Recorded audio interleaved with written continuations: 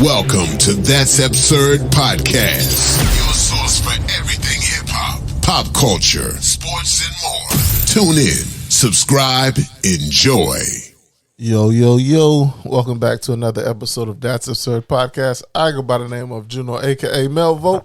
It's your boy, Gene P. And your boy, Gray. We back in the building. You already know what it is. What you guys been up to, man? Oh, man, for me, it's just working at the house, just doing minor repairs, cleaning up, pressure washing. Other than that, that's about it. What about you, OG Nate Peak? Same here. Finally getting ready to move into the new spot. Been shuffling, move everything over. Good thing is the old house is very new. The new house is close to the old house, so I won't be needing any movers for anything just yet, outside of just the heavy stuff like the refrigerator. Call me. I don't know if I could call y'all because the refrigerator is it's massive, and the movers be having that one little backstrap thing that they connect around. Once they put that out for the regular guy, they could have saying they could call you, but I don't even know how to move. I'm not telling them for that. Once I invested in movers, I'm no longer helping niggas move. Yeah, I won't need moving because I'm moving bit by bit every day. Yeah. Pay somebody $250. You go feel it the next day. Exactly. We too old for that. Help me move shit. I won't need helping with that. But I do feel like I'm getting ripped off for the movers doing such a short trip, bro. It's literally a block away. I feel like it is what it is, bro. That's an issue. Money well spent. But it said I do. But if everything is packed up, money is well spent because that shit's gonna be at the new place in like 2 hours. Yeah. So and for you, it's probably even less time. They'll probably move that shit in 30 minutes.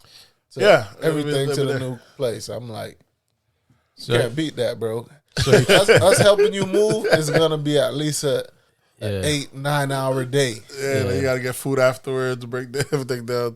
Versus you gonna spend that bread anyway. Versus you just packing like you would pack anyway, and paying the movers to move that shit in 30 minutes. So you just trying to have them like move the big stuff, or just like because I'm moving. I don't have to move all at once. So as I go into the house, I just did the garage. Then now I'll go do the master bedroom. So I don't need people to do that because we could do them because we just drive bit by bit. Then the big stuff would be the refrigerator. Yeah. And then mainly it's the refrigerator. It's just so damn bulky. You know what I'm saying? So you're not leaving the fridge over there? No, I'm leaving. I'm going to give them the fridge at the other spot. Our fridge is swap them? Yeah. Swap them. Okay. So you going to do that with the washer and dryer too? No, I bought a new washer and dryer. It's already at the new spot. So I'm leaving them with the other one. So... that's kind of dope. But I can swap out certain stuff that I don't want. If I do that, so the one house to the other. But usually the big stuff are the easiest. It's or the low stuff like kitchen stuff, cabinet stuff. That's what really takes the longest. Yeah, it's gonna take the longest. But that's a good thing with those. I can just take those out, go over there, put in the same order. So that's far as that. So y'all not even boxing nothing? You don't really have to. You know what I'm saying? That's the good part about it. No, if we were doing it in a short period, that nigga's lazy. Yeah. No, okay, because I've moved plenty of times. The boxing part is convenient, but then when you move in, that shit's unboxed for weeks after, bro. Yeah. If you don't hop on it immediately, you living out of boxes for 2-3 months. And I got kids, that shit just becomes a pain in the ass, bro. But I mean, it's been like over 2 months now, so I mean. You see what I'm saying? Over time, y'all could have really just like moved the little stuff. That's what I'm doing. That's what I'm you're supposed to have the kids pack up their room completely. Yeah, but even and then, move all their shit once you move at one time, and they could unpack it. Yeah. Kids could unpack their own stuff. Nah. You don't have little kids. Yeah, I don't know if they're gonna unpack everything like that. They just don't do it. These daughters are gonna unpack and get their room to how they want it. Only thing they can't do is the furniture stuff. Yeah, so. As far as the little stuff, you better the main things that I don't want to box up is like how we even have like the garage organized and everything else. So you have to sort everything back out. So I rather take a picture of everything was, take everything out. I broke down the steel, put it up the next spot, and re-putting everything back up the same way. And try to do it that way because it's a pain in the ass. You're moving to a bigger garage too, right? Yeah, but I don't want to. I also people tend to do. There's a lot of clutter. I definitely want to get rid of the the clutter. What we don't need, I don't need to move from one. I've already moved it from the townhouse, the last townhouse when I was renting, to the current one, and I'm not about to do another year or so with it, moving to it. So if we don't need it, toss out. You know how you put things in totes. You just gotta make sure when you move in the garage stuff that you leave a spot open for a car to park. Yeah, that's what we're doing. We're doing that, and then she wants like an indoor, like a home gym type area for her side. So that should be good.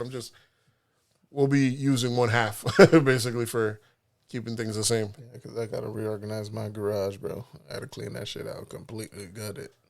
That's human nature, bro. The space is empty, and before long, you're gonna fill it up with a bunch of shit. Bunch of trash. Yeah, and the shit you said you're gonna get to, or what's that? We just keep it. So if I could nip it in the bud early, lo and behold, it's gonna fill it back up again, anyways. But at least it'll be new shit than it's shit that you've had for 4 or 5 years that you haven't got to. You just keep layering up and adding to. I want to just get rid of those stuff. Yeah, I prefer my garage empty. My issues are just like paperwork. I got a lot of documents and stuff that I keep in totes. Yep. Yeah, those are what I'm trying to get rid of. It's all those, man. They have Christmas stuff, all those stuff, but now I'll put the Christmas stuff in the attic. Yeah, and Christmas stuff. I ain't even putting nothing up this year, man. Yeah, I haven't put up Christmas lights since I was like 14. They're not trying to be festive. Yeah. What you been up to though? Let me see. Other than work, this past weekend was cool grade drop day. So that was a whole fucking day. I had to drive around so many places to pick up different pairs. I took my whole damn Saturday up, bro, just trying to collect all the pairs I could get. I ended up getting like five pairs. So sold a couple. Other than that, bro, I don't know. People really paying a lot of money for their kids to have fucking nice shoes on their feet, bro. Yeah. The resale on the kids' shoes, I was like, I am not fucking paying $200 for. Well, I'm seeing them online too. Yeah, a grade school, not even a grade school, preschool size, bro. $200 and your little 5-year-old get to go to school in Jordan. I was like, fuck that. My kid going to school in fucking Skechers if that's the case. I remember when they came out with the Jordan booties for the babies or the newborns. Fucking, and those used to be like, they used to be maybe $20 back in the days. Now you probably pay $60, $70 for some Jordan booties. It's just cloth, bro. That shit is insane. It's just the Jordan design. 200% increase. Oh, they're making a killing to Jordan right now because the kid shoes, like babies would be like 120. The prices got insane. Yeah, bro, it's ridiculous. I got some kid shoes there. Them shits were like 60. One was 80. I don't get why they raised the price up for the kids ones because those were never a sellout type of thing. This was just if the parents wanted to. They're selling out for the kids, the babies ones. Yeah, you got to enter a raffle for the baby shoes. Oh yeah, shit's out of hand. I'm like, this is good. Wow. Back in those days, they would never sell out. It was just if you want their plus, if you want everyone in the family. Because it's some kicks. Because like, if you go pick up a raffle you want for like some Air Max 95s, they'll ask you, hey, we have some kid sizes. You want a kid size? And they're like, nah, but nowadays everything is a fucking raffle. I asked for some toddler cool grays. They was like, nah, you have to put into the raffle for those. I'm like, god damn. It's hard. Nike's making it hard for you to give them your money, bro. Like, it's some bullshit. But hey. Yeah, man, and when you see companies like Nike, it makes it hard for you to not, want to hop into some of that stock. Companies that are still, this day and age, still. The thing about Nike, it'd be different if they're like, they're still being innovative. They're doing the recycling shoes. They're doing it's not like they are, of course, they're dropping retro shit that we've been loved. They're doing that. But they're still dropping plenty more new shoes and different designs. Some of them might be ugly as hell. Some look dope. There's the whole bulky sneaker aspect. There's the completely flat, which can't be good for your backs aspect. There's the runners. There's the super soft. You got the Air Max. Then you got the Air Max 95s, which is own the Air Max 90. The Air Max line in general. Yeah. So it's a company that I can't see how they'd never not eat. Them boys got so much aligned. Good too. They pay dividends. So yeah, that's a company that I would say that kind of. That stock out there would be worth it. because they're gonna still be here for a minute. They're gonna still be eating, and they're getting into the meta too. And they get into the meta. That's a company. It's to me. It's like I wonder if all these companies are gonna be able to have a whole different division of stocks when it comes to this virtual shit. I don't think so. These companies don't try to do different division because they don't want you to sell off. They want you to just keep buying more at prospective profit. Keep buying into this. We'll eat into, you know what I'm saying, instead of splitting it. Yes. If they, you know what I'm saying? No, this is going to be the real bullshit when the fucking meta world has its own stock market. That'd be crazy, right? You know, things are going. People are running out of shit to do with money. So they're going to think of something. You know what I'm saying? Give you that meta market when that shit drop. You know? In the future, I almost feel like we're going to max everything out to the point where only real things are going to be for sale. We're going to go as far as we can get virtually and maximum. And after all, we're like, all right, guys, we got to dial it back. And they're like, all right, let me go ahead and buy me some milk. And they're like, yeah, dollar don't mean anything more. Now we're going to end up back where we started, the barter system. You want some milk? Give me some peanuts for shit like that. Got digital food. Digital, yeah. Yeah, feed on that shit. So, you know. We got anything else? No, I don't think I did anything else this week. All right, then I guess we could get into some of these absurdities. We're getting towards the year end anyway, so. Yeah, and we're going to go on vacation, folks, so. Yes, sir. We're going to shut it down for the rest of the year. Jump back on, what y'all say, the first weekend or the second week of the new year? What y'all want to do? We could do first. Yeah, okay. First is what day is the first? The first falls on a Saturday, so I guess that following, so like January 5th or something, we'll come back on. Oh, damn, New Year? I don't know. You gotta see how we do it yet. I'm just talking. Do y'all want to pick back up on the first weekend, the first week of the first or the second week? Or the second week? I think the second week is like the 10th. We could do first week, yeah. It's only the 4th and 4th or the 11th. Yeah, we'll see on the phone. I'm going for the 4th. Don't sound bad though. Yeah, 4th. Yeah, that ain't bad. But if not, we'll see. Because we do need a vacation. We don't take no holidays off. Yeah, that's true. Yeah, let's go in the second week. Let's get that. If we try to come back strong for the next year, we want to really start being content driven. Start chopping these up. The segments. We got to recharge and reevaluate everything. So yeah, that'll be a 3-week process. So y'all won't get an episode for probably the next 2 weeks or something. But yeah, we'll make it worth your while when you come back, folks. We'll be back. You know, we've been consistent for the past, 5 years? I don't know. Has it been that long? Yeah. When we started? 16? Yeah. Yeah. I like to say we've been in the G leagues, the whole time. We've been ready to go. We're about ready to go pro now. We seasoned. You know what I'm saying? So actually, we've been in college. We were in college, yeah. So not even. This is before the NCAA allowed players to get money. So we was before that. 5 year. So now there's the whole thing. You see, they got this whole thing where there's like some kind of league where athletes could get paid like $1 million sponsorships, high school players and all that. I don't know how that's going to work, but it's supposed to be some league that people are forming. Yeah, there's money all over the place, so it's going to happen. Yeah, it can happen. A lot of these athletes are getting followers too, so why not? Their jerseys are selling out. Anything like their likeness is being used. So why not? Yeah, well, I mean that money's going somewhere. I mean, this is true.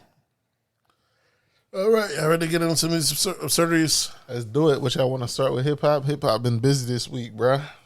Yeah, it has. Yeah, it's a busy week in hip hop. Let's go into hip hop. All right, what y'all want to start off with? The oldie but goodie this week, the Meg Thee Stallion and Tory Lanez drama. First off, let's give Meg her flowers. She graduated college and finished with what is her degree in? Health administration. Health administration. That's what niggas supposed to do when they go to college. What a patting on the back for. She's already a millionaire. They don't have to do this, but She's already said she's going to use her rap money to hire her friends to run her health business. So the money's already locked in. You know what I'm saying? HBCU students. Already got some bright-eyed folks that are loving that's going, oh, yeah, of course I want to be part of Meg's team. So you already got them for the low ski. Yeah, she had the plan to open the assisted living facility.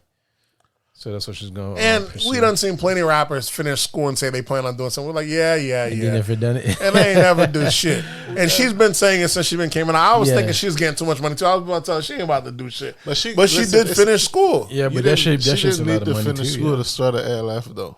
She didn't, but she was going to school and wanted to finish it. She was either way. I thought she was bullshit. She's not gonna be hands on with it. Yeah, but so I thought you could have been put that startup money for that ALF. Who knows? I thought she was just gonna.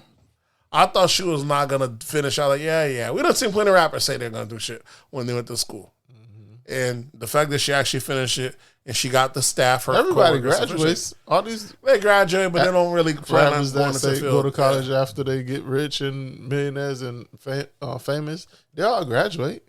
I don't know, because she's been saying this. I've been watching Meg before she blew up, when she was just going by Tina Snow, when she was doing, when she popped up on Angela Yee's lip service. She's been in school for a minute, though, huh? Yeah, back when her mom was still alive with her. And she'd been saying she was going to do this, and she actually did it. So now she got the team go working for her. It's a good, I mean, it's a guarantee. It'd be crazy when I see people that we started college with graduating now. It's not that crazy. Bruh. It's only crazy when I'd be like, bruh, I've been out of fucking college for 10 years. Okay, that is true, because they stopped to go. What's crazy to me, what? though? Okay. You now posting a graduation picture? That's I'm crazy. Like, whoa. But that's not crazy. What's crazy to me is when I see people that were either fuck ups or play around, decide that they're going to go do something. And then out the blue, these niggas is lawyers and doctors. I'm like, oh, shit. Yeah. It makes you think, had they been on their shit earlier, they could have saved this sometime, because we do got a couple friends that last minute. I was like, man, I used to work with this guy outside of college, and he decided I'm gonna be a lawyer. This person, and now you go fast forward. These boys are lawyers and doctors. Like that. That should, to me, is more impressive than the person that just been pausing and taking their time. I'm like, bro, you could have just stayed a supervisor at your job this long for this time. You're not working. I'm like, bro, you telling me you've been in school all this year, now you want to post hey, I just graduated with a business administration degree. Like, bruh, 12 years, bro? Should have gave that shit a doctorate. Bruh. Should I have business administration doctorate? Write your thesis by now. So, but it's graduating season, so congratulations to the folks graduating. Yep. So either way, on the hip hop side of it, even if you was in ENC 1101 with me. Back in 08, 06. On the hip hop side of it, you have the we're still talking Tory Lanez. The Tory Lanez, yeah, the Tory Lanez aspect of it. Shit Tory getting spicy. Yeah, Tory Lanez went to court this week, and he was trying to get the charges thrown out. And they interviewed the cops, this, that, and the third that pulled up in the scene. The cops came back, and of course he said the line. He said that he heard that Tory, he shot at her, was saying dance bitch. Crazy. It was like the cops saying they heard this. Yeah, the cops saying this is hearsay. You guys wasn't on the scene when this shit happened. So it's just hearsay. That's what Meg told them they said, and which didn't make any sense because y'all let Tory go that night, so he couldn't have tell you that day. Yeah, so you arrested him. They're getting a whole bunch of their shit from social media. Yeah, they just figured we're gonna spot. Yeah, the shit's sounding wild. There's the other aspect that they said Meg fought her friend over Tory Lanez earlier that day. After I heard that, I already know the story, bro. I already know what happened that night. What happened? Let me know. What happened that night is Tory was fucking with Meg's friend, and he probably was busting it down. And then Meg came through, showed interest in Tory, and at the party, Tory was showing off for Kylie Jenner and shit. Meg got a little jealous. She kissed Tory Lanez in front of everybody, and her friend was like, whoa, what the fuck is going on? Yeah. You know this is the nigga I'm fucking with, or doing blase, how niggas in the hood say whoop-de-whoop. Whoop-de-whoop, yeah. blase, you know. Whoop-de-whoop. Yeah. You know this is the nigga I'm fucking with, and whoop-de-whoop and shit. And then I think the friend shot Meg at Meg foot. Ooh. And Meg is trying to cover up that shit so she don't look like the chick that's fucking niggas that her friend fuck with. I don't know. It could very well be. I think Because Tory Lanez is walking around like an innocent man. That's too what they're innocent. saying. Too damn innocent. Too that damn means bold. that nigga's innocent. He know he didn't shoot her.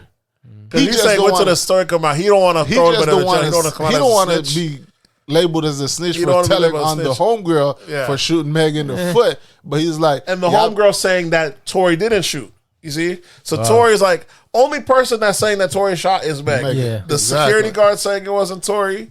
The homegirl saying it wasn't Tory. And Tory saying it wasn't Tory. So 3 out of 4 people saying it wasn't Tory. Wow. I'm Yeah. telling you, that's what happened. And the bro. homegirl is Meg's homegirl. So like, why is she lying for Tory? It's kind of one of those things. It's kind of it's I'm telling got, you, the homegirl is the one that shot Meg at Meg's foot.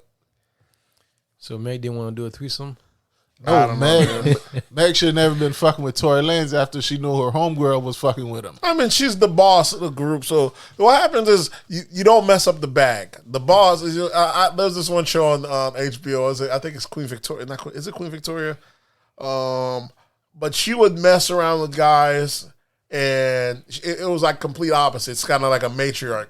Like her friend would if she liked the guy, she'll let her friend just go bet him. And it's like, is he any good? All right, then I'll mess with him.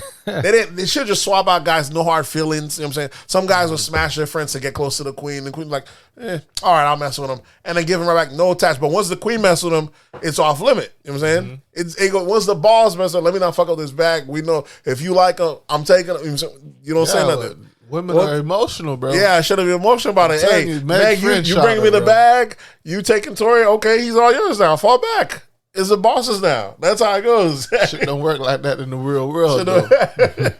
She like, nah, you ain't gonna try, but like, let me go show you. Dance, bitch. I'm pretty sure she doing that to Meg dance, bitch. I ain't trying to cover it up so she don't go to jail and shit like that. But I'm telling you, Twerk on these hollow tips. the way Tory walking around, bro, we know he an innocent man. Yeah, so It look like he ain't stressing. He ain't losing no hair. And if he is, he go to that doctor, put that bit back. what's crazy is Tory just dropped a fucking phenomenal album, bro. Yeah, he fucking did, yeah. fire. A new one? He dropped a new one. He dropped 2 albums, but first I know went the back first and one listened that to the came old one. back, that shit was fire. Oh, he's dropped like 2 albums in 2021. And he dropped them NFT tracks too? Yeah, he dropped Alone at the Prom is the new fire one, but he had another one before that. The one called I was listening to him, man. Alone at the Prom is the latest one. That shit is fire, bro. Playboy was the one he dropped before that. He dropped Playboy, and then he dropped Alone at the Prom. Yeah, To Dream. I told you, yeah. Alone at the Prom, this new album, it's like a 90s bass or 80s bass where he's trying to sing it out. Man, this shit is phenomenal, bro. And I like, man, this dude's just too much of a talent. Yeah, I took R. Kelly. I ain't taking Yeah, Tory. take it to yeah, bro. I ain't taking Tory. Tory. Tory ain't do this shit. Yeah, he called out, like a lot of rappers in the industry, so he'll never see the day where like rappers will tell the police to come get him. Exactly. Yeah. Damn, 28 tracks. You gotta realize this is a different game now, though. Niggas ain't built how they was built. Nah. So you dealing with a whole bunch of millennials and what's the next generation after millennials? Z. Is it Z or? Is it Z, Gen X, some shit, bro? Yeah, Gen X. I have no idea, bro. I don't know what they call themselves now, bro. So Serious millennials and what's Generation X? I think Generation X is the one. Is it before us or after That's us? after? Yeah. X, Y, Z. I don't know, bro. You gotta look it up, man. I don't know what the generations are called, bro, but So we're millennials, right? we're considered millennials. I think millennials is from 82 to like 89 or some shit like that. I don't know, bro. We'll do our Googles real quick, folks. Let's see. 6 generations. So baby boomers. So yeah, Y is Y are millennials. Generation Y is millennials. Okay. Yeah, so from What's 81, after- 81 to 96, then it's Generation Z, which is 97 to 2012. Yeah, we're the millennials. I think the new ones are the Zoomers or something like that. Or there's Boomers before us. Then there's X. Yeah, Boomers, X, then Y, Yep. and then Z. So X is the generation before us. Yes. Then we're Y, which Yeah. is millennials. Uh-huh. Then the Z is what The is young the kids now. new Yeah. ones. These weirdos. Yeah. And what's after them though? There has to be I see Generation Alpha. I guess it's starting back over. start all over. Yeah. I Born in guess 2013. 13 to 25. Generation Alpha. Okay. What were y'all speaking on? What were y'all saying about them? I can't remember what we were talking about with these generations. Oh, about how like Tory Lanez said like he thought he'd never see Okay. the day that rappers would tell the police to come get him. I mean, well, yeah, we're the new But, like, generation. Rappers. We were saying like, you know, like, yeah, these niggas is different now, you know, they don't care about that non-snitching shit. Ain't no rules to rap anymore. If you dope, you do whatever you can. I seen a guy just today. He was at Walmart. He had two girls twerking and eating spaghetti on the floor while he was eating spaghetti when they asked why they shaking their ass. I was like, this is the type of shit you got to do to cut through nowadays. Yeah. Look at the baby. The baby had to walk around with child diapers on. He used to go around with diapers on, and then That was sometimes for a performance. But no, he used to go out on interviews like that. And he used to wear the That's a pull-ups. performance. You're like, sometimes I'm a big boy. You know what I'm saying? I got a big boy. You got to do a lot of crazy shit to cut through the clout now. Now, his talent was still always there. But how else do I cut through the mustard of everything I'm saying? Yeah, the get more hot. ridiculous. The more ridiculous, the more wild. You know what I'm saying? I mean, shit like that you should be getting arrested for. You know what it is, man. I'm talking about like You couldn't pay me to work at Walmart nowadays, bro. we're eating shit off of the floor, Walmart twerking and shit. People should get arrested for shit like that, bro. But they didn't steal it from there. They brought in homemade spaghetti. I get it. Put it on plates, and they're dancing, I get eating it, on the but floor. that's And you got the public girls dancing like, disturbance.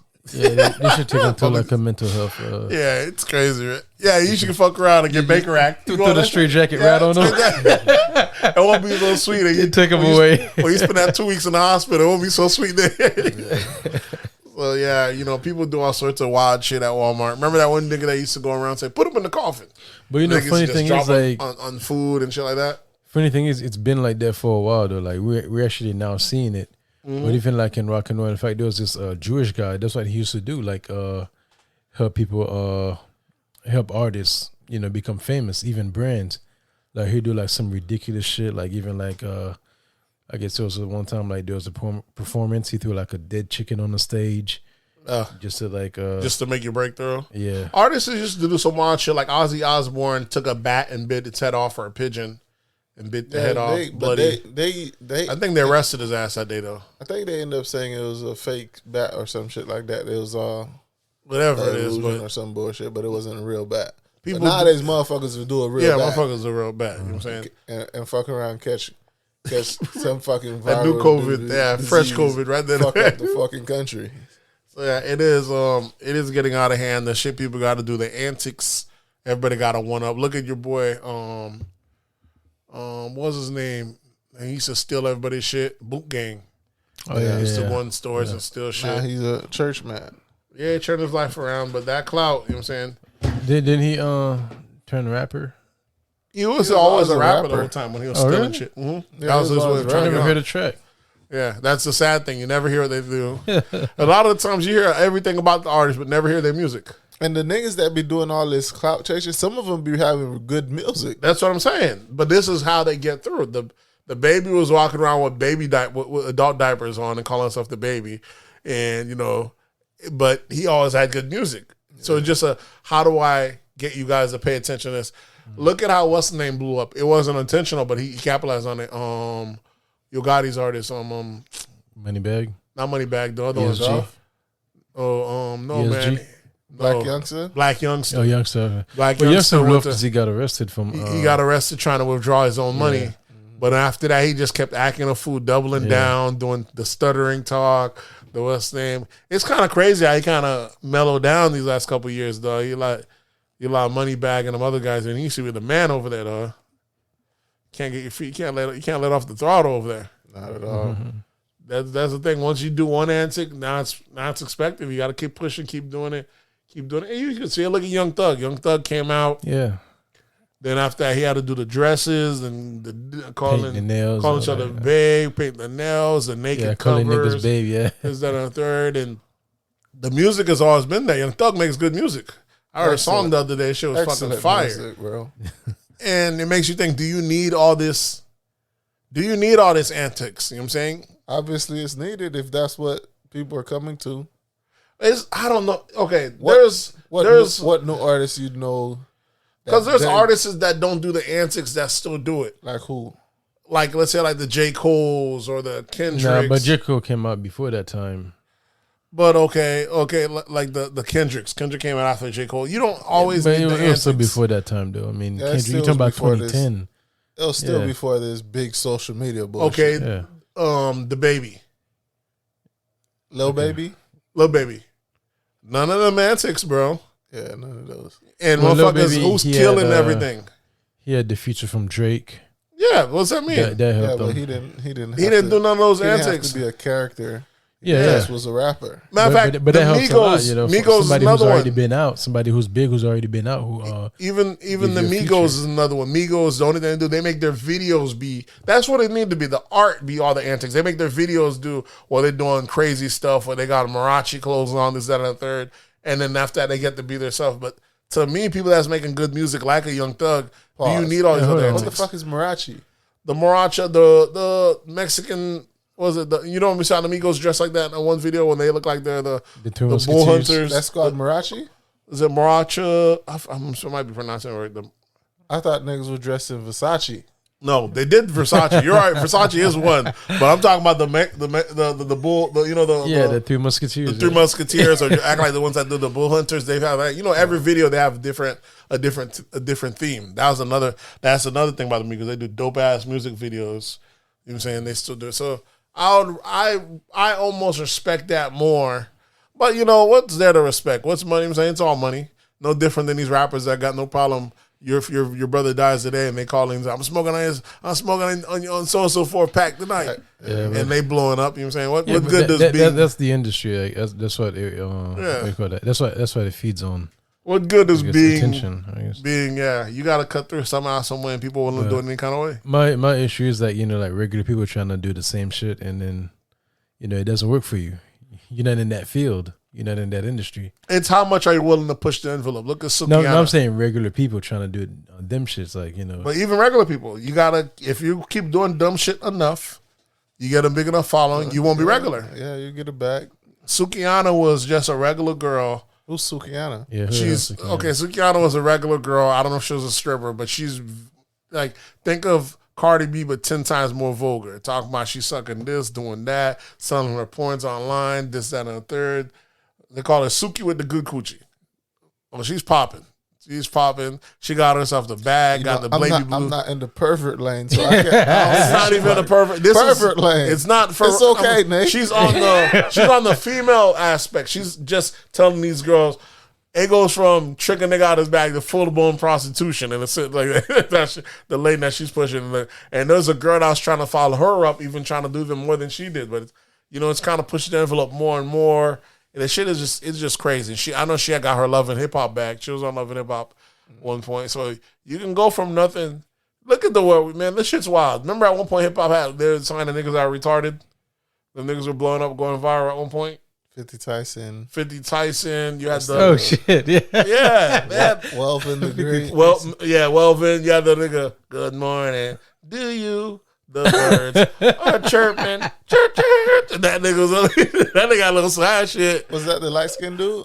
Hold on. You got what's his name? Ice JJ Fish. Ice JJ Fish, another one. They had a bunch. Sometimes we're signing bunch of niggas on that spectrum. Yeah, man, bro. You got gay guys. That's not topping it off enough. But that's the thing. Like these people get this fame for this little bit, but then 5 years later, you see them and. Last time you saw Welvin, that nigga was damn near homeless, and none of those people that was eating bread, getting money with him, and making those videos was around him. This nigga was like looking like he just got his ass whooped.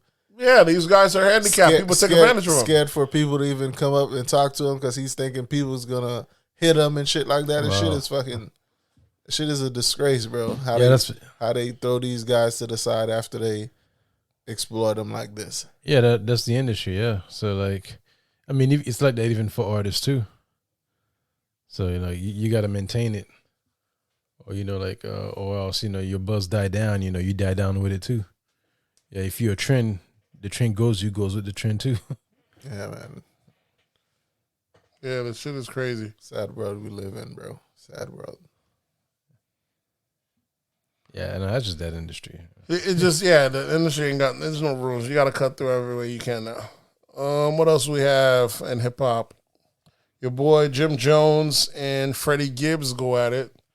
Apparently, Jim Jones gives Freddy Gibbs the beats. Hey. You know what I'm saying? Jim Jones still very athletic, still very much in shape. Versus Freddy Gibbs, that was just promoting training to fight academics. Yeah, and of course, academics all over and making fun of him. That nigga academics went in. Yeah. That nigga say, looks like he was training for the wrong fight. Yeah. And then he's whooping, I guess, Jim Jones and then whooped his ass or something like that. At what restaurant was it? Ocean Prime something? At a fucking steakhouse. Prime 112? Yeah, Prime 112 in Miami. Steakhouse. Niggas bring you the niggas bring you the beef. That's with the steak. Niggas bringing the beef with the steak. Right there. When niggas say on site, they mean that shit.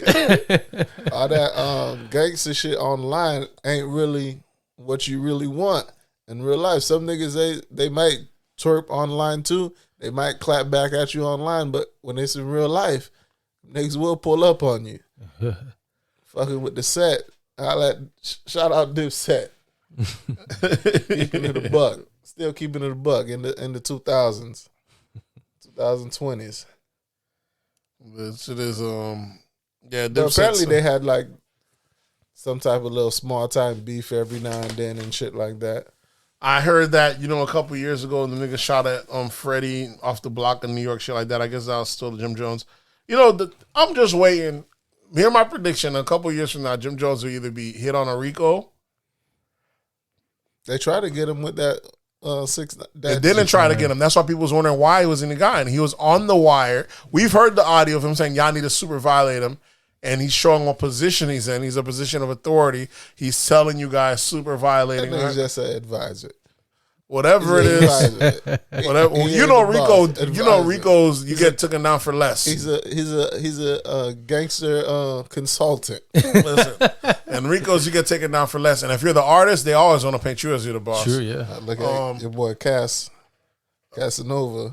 Yeah, and then I was just seeing a podcast. Matt Hoffa and them were speaking on Jim Jones, and one of the guys was talking about how he don't know if Jim is he don't know if, he was kind of alluding, you don't know if Jim's telling or they got a case they're about to work on him, because it don't make no sense how artists that are connected to him has done crazy time, like your boy Max B, shit like that. Other niggas that got killed after that was either before or after. He's still very much like, they said the Bloods wasn't big in New York. Then Jimmy got on and he spread that shit out heavy. So you think they don't know that? Who's responsible for making this shit that popular in New York? And they don't want to, when they comes to rapping niggas up, they don't know who to come rap it. And you're famous and you're a rapper. And now we got you on audio talking about you want to violate somebody. And we picking up everyone else around them. And we're not picking you up. I don't know what's going on. Whatever it is, Jim ain't doing wrong. He's a good guy. Stand-up guy. That's what it is. We know how it is. There's plenty of people that's not doing wrong, but they're going to pick you up and they're going to bleed you for the money to make you, they're going to make you prove yourself innocent. They're wondering how come he hasn't been brought in to prove himself innocent. It ain't that it's fair, but we done seen it happen because that ain't, like they said, your boy shit is fake, like Casanova. They said all that time they giving him all that shit. They know he wasn't in the streets like that. But when they come and scoop you up, they're scooping the rappers up too because the shit looks better, and they're gonna bleed you for your money. Say Cass wasn't in the street like that. They said he was in a whole, like he was like a rapper this whole time. He ain't had time to do all this shit. He used to be like that, but then he blew up, and he's been all that. And the Rico is just friends. Yeah, and the Rico wrote it up like he's a leader and everything. And they're like, they know that's bullshit. But when that Rico charge come, and you're not willing to snitch, you're going to spend some years in there and might actually even do time. So about those stories you was telling about, how he used to rob those. Yeah, those were all old. Here's the thing about the RICO charge, bro. Yeah, of course. I mean, at some point you got to get away from shit. Like, yeah, you get away. One is a statute of limitation up, and if you're still affiliated with that, it's hard to say not affiliated because if you're getting money and you're giving money to your crew and they're still doing crime, you're part of a criminal enterprise. Right. So they're gonna always get you in the RICO charge if you're still hanging with niggas that are doing crime. You look at your boy, the number one self snitcher of them all, your boy from Philly. What's the big nigga, man? Arab. Man, you got footages, hours and hours of the days of this guy talking about he used to shoot this and stab that. He's the king of these blocks. There's 14 killers out there and they all answer to me. He was always adamant of putting his position as boss. Mm-hmm. Fast forward, Arab is serving 40 years in jail. All self-snitching. Niggas try to put it on Vlad. Don't put it on Vlad. There's 100 other people Arab does interviews with. He's snitching on himself every interview. He's not saying this is me and the crew. You know how niggas say, oh yeah, we all get money. He had to always make sure that he laid on, I'm the general. All these niggas here, these little killers, these niggas listen to me. He always said that. And DA said, shit, you making my, this a breeze. You making my job easy. And they swoop your ass. The one thing I learned, even they happy, we even know that, even back in Lake Worth. If you pretend to be what you're not gonna be, even if you pretend to be that you're something, even if you're not, when the DA comes time to make its case, yeah, you're in it. They're gonna railroad you as much as possible. And they were saying, don't be surprised you find yourself on American Gangsters or Gangland, and they make it seem like you're a super dominant drug, this, that, and the third organization. All And they're gonna niggas was doing was selling Nick bags and and going to the club. But y'all made yourself seem as big as y'all are, and they're like, "All right, y'all wanna go with the hype? We gonna let y'all go with the hype." It's like, what is it? I'll make you famous. Yeah, exactly, exactly. Yeah, don't make you famous. Yeah. And they love the fact that y'all niggas overestimate on nigga. We run this whole block, niggas. You know, niggas such a. If you ain't from here, don't come down here. We run this whole shit. They clip all that gas. Yeah. All that gas you throw on when it comes time for court. Look, your honor, here's Sean. He runs that whole block, your honor. What would you have us do? We need to clean this block up. Sit his ass down for 20, 25 years. Even though they know there's no money, there's no body to go with it, they only need one or two niggas in your crew to really be the bad guys. And the rest of y'all all going down with them. and that's how they do it. So that's how AR went down, because his crew, a couple of them was active. Like he said, he had a couple killers with him. But they all answer to him apparently. So how are they gonna go down without the boss going down? He got 40 years, so that's what's gonna happen with your boy. He was doing a little too much talking. Jim Jones, not Jim Jones. The one Casanova. So they're gonna sit his ass down. Even though Casanova, as he got on, he was saying, "Nah, I just do music now. Man, I don't be in all that shit." Remember, he was saying that for a long time, but they already had the old interviews. They already had that. When they come for you, them crews are still beefing in the streets in New York. The GDs, in the Bloods. That was something with Gorilla or something. Yeah, the Stone-Faced Gorillas, but they're a part of, like, I think the GD set. It's just kind of crazy. So there's New York GD's other, that's like Chicago. Yeah, but they got them in New York as well. Oh, wow. So some niggas will say GDK in New York, but they don't mean Chicago. It's for the New York gangster disciple. GDs are everywhere though. They're the biggest black gang. New York chapter, huh? Yeah, they're like the biggest black gang outside of Bloods and Crips. They have a New York chapter, and there's Bloods and Crips. So the Crips would be like the Wolves, and that's your boy who got killed. What's that nigga name? So Pop Smoke. Pop Smoke, he's a Crip. So all their groups, there's like 4 sets in New York, and it's split up in 2 sides. The Wolves, and I forget the other side. The shit is, it's crazy, man. So much crime, and half these artists y'all seen that's blowing up, you go fast forward, they were doing drill music, dissing the ops. These niggas did not blow up off of putting in work through music. That's why you seeing some niggas that aren't that lyrical.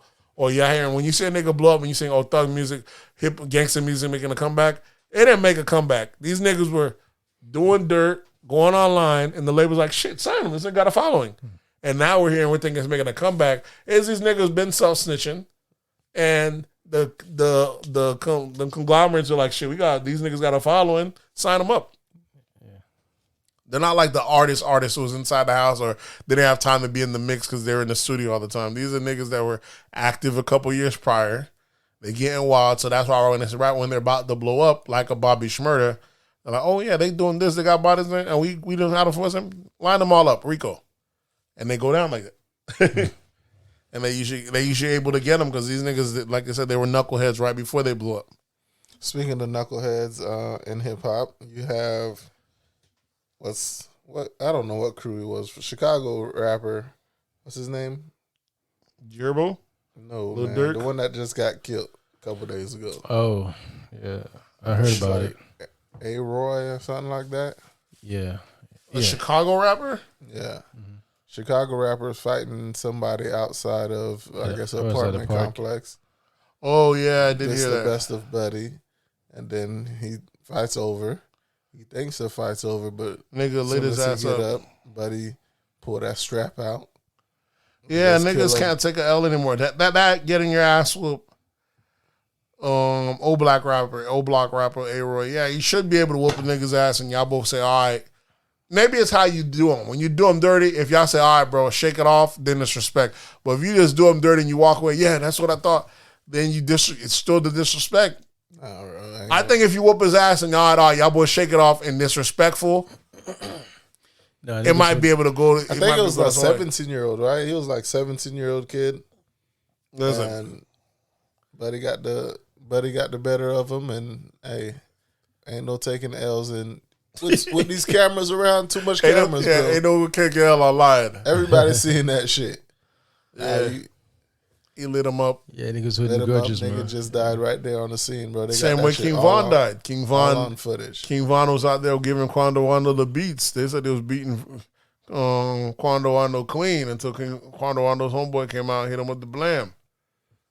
Ain't no taking L's on the camera. Not for you. Like, you can't be on the boss man like that. So, and it's crazy. I was like, so it should is. People would be happy if more motherfuckers were fighting in Chicago. That would be great if that's what y'all doing, just fighting. It's the fact that these boys I are so know I'm quick to not kill. fighting nobody. I know I ain't taking no ass whooping and going home. Well, you're not being assaulted. That's different. As an adult, It's different. But if y'all meeting up, y'all about to go fight, you can't be afraid to fight, or you're like, all right. I'm not going into a fist fight, bro. We going into a gunfight. Like Gucci Man, I thought it'd be good. Western. I countdown. Like Gucci said, bro. I thought this was a gunfight. What are you talking about? Yeah, I thought you were going to fight. Y'all call the cops for it. Listen, man. Yeah, bro. Ain't no more fighting people, bro. People not fighting no more, bro. At this age, but you tell me young boys ain't fighting? What's all that youngness and energy for? These niggas still got their knees, bro. Niggas ain't fighting, bro. Young niggas been fighting, bro. We already knew niggas wasn't fighting after the 17 years old, 16 years old, niggas ain't fighting no more, bro. They should. Only kids fight, bro. Kids on the playground fight. There's no reason 17-year-olds shouldn't be able to whoop each other's ass and deuce it up. All right. Keep Maybe it when moving. we were 17, niggas stop fighting. Maybe a little bit older. That 17, automatically, 18. that Niggas ain't automatically fighting no 1, more, 2 bro. blocks over, we got to shoot you down, this, that, and the third. That shit is it's crazy. And at the very least, even if niggas weren't fighting you, when some niggas down, y'all not disrespecting the nigga that died. Nah, And then like you took enjoyment if shit turned out. These niggas kill you and make fun of you.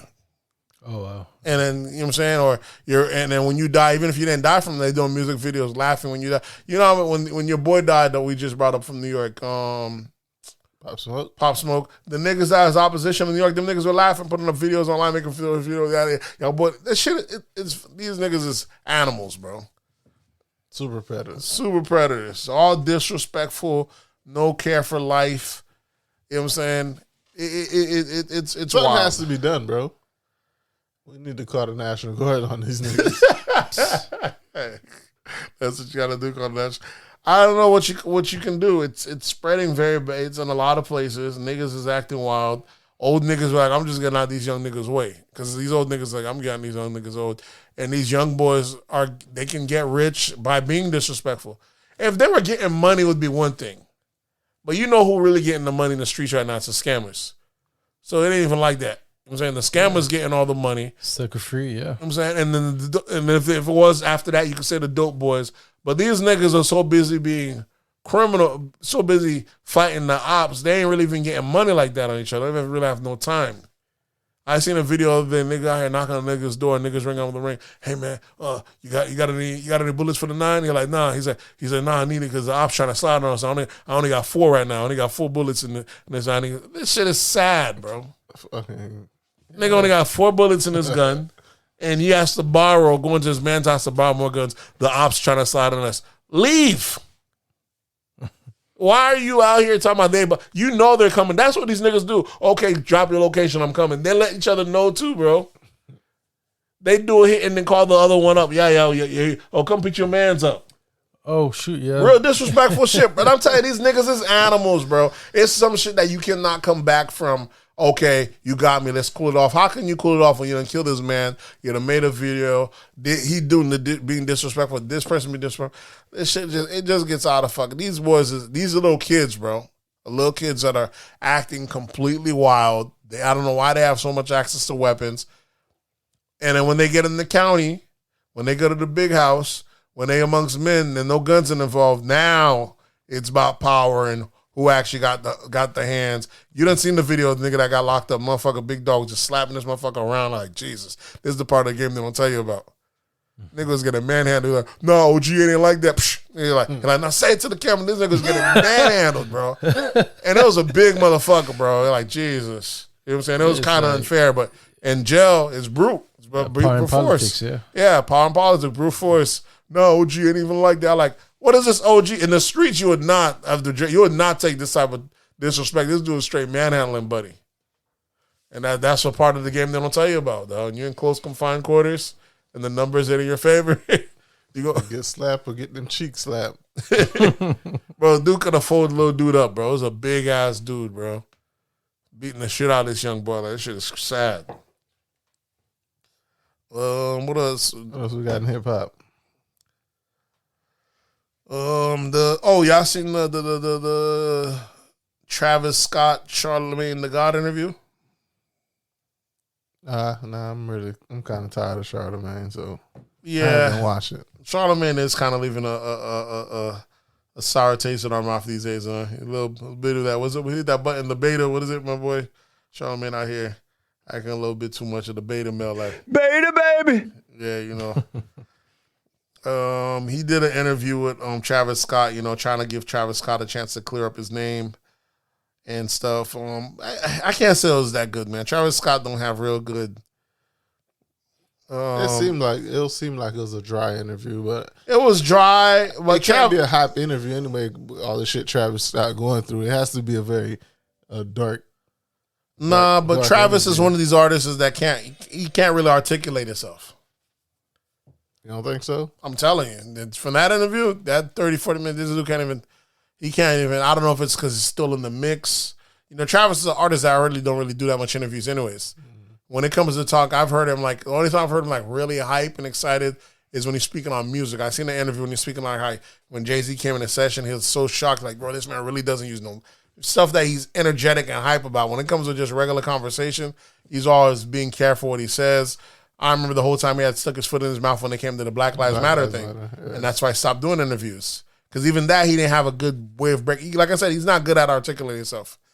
And in this interview, he was trying to say, Charlamagne was doing false comparisons. Charlamagne was talking about, we understand the raging, this, that, and the third. You're like, yeah, but we ain't there trying to promote violence, that, and third. And Charlamagne, yeah, I understand. Because when I grew up in crunk music. And we're like, that's totally two different fucking music. Crunk music saying, knock a nigga out, shoot the club up, slap a beat. You saying, his music ain't saying none of that. They're raging, but that has nothing to do with the lyrics of the song.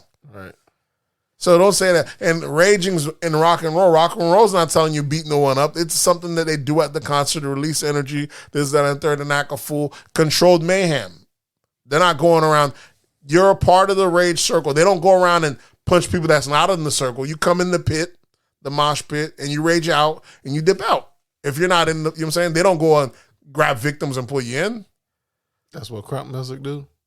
I'm saying that's what the raging does. That crunk music do all sorts of shit. Crunk music put your hood up. Other niggas don't. You see the other nigga hood. What does that make you to do? You know what I'm saying? Put your hood up. Tell that nigga fuck that. You know what I'm saying? It's straight violence. Yeah, it is. That's what it was. So don't compare. It's combat music. Combat music, exactly. Don't compare the two. This man don't make no music like that. And he was like, nah, mine's is different. If anything, a lot of songs I'm talking about what I see in the crowds, which is what Travis is doing. But he did a horrible way of articulating. People saying he didn't say enough thank yous. Like, what more do you want? If I'm going to go up there and say, look, I understand I'm an artist. There's only so much things that are my thing with whatever. When I see something, I can stop it. He didn't even apologize. He apologized. He said we're gonna want to get to the bottom of this and see what we could do for the future. But I seen Benzino interview. Benzino did make a good point though. He said what Travis might have to do is sit down for a couple of years, sit down for 2 years, let this shit smooth over.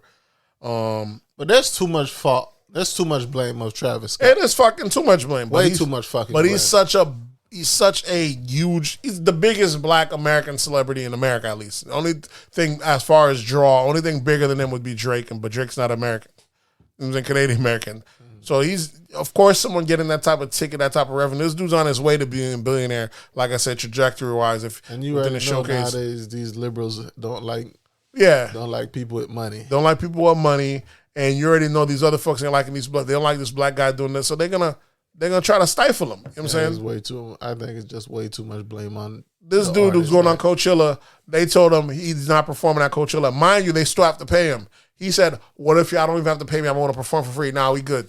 They rather not pay this guy to be there than allow him to be there. Fuck that. I'm taking that check. Well, of course, now, if I'm not going to be here, y'all got to cut this check then, at the very least. Of course, then I'm going to have to get this check then. What you want me to do? But he said he was willing to forfeit the check because he still wants to come out there. Mm-hmm. I can't allow this narrative that I'm being canceled for some shit that I ain't out to tell these motherfuckers, you know what I'm saying? But I ain't telling motherfuckers to bring syringes and stab security.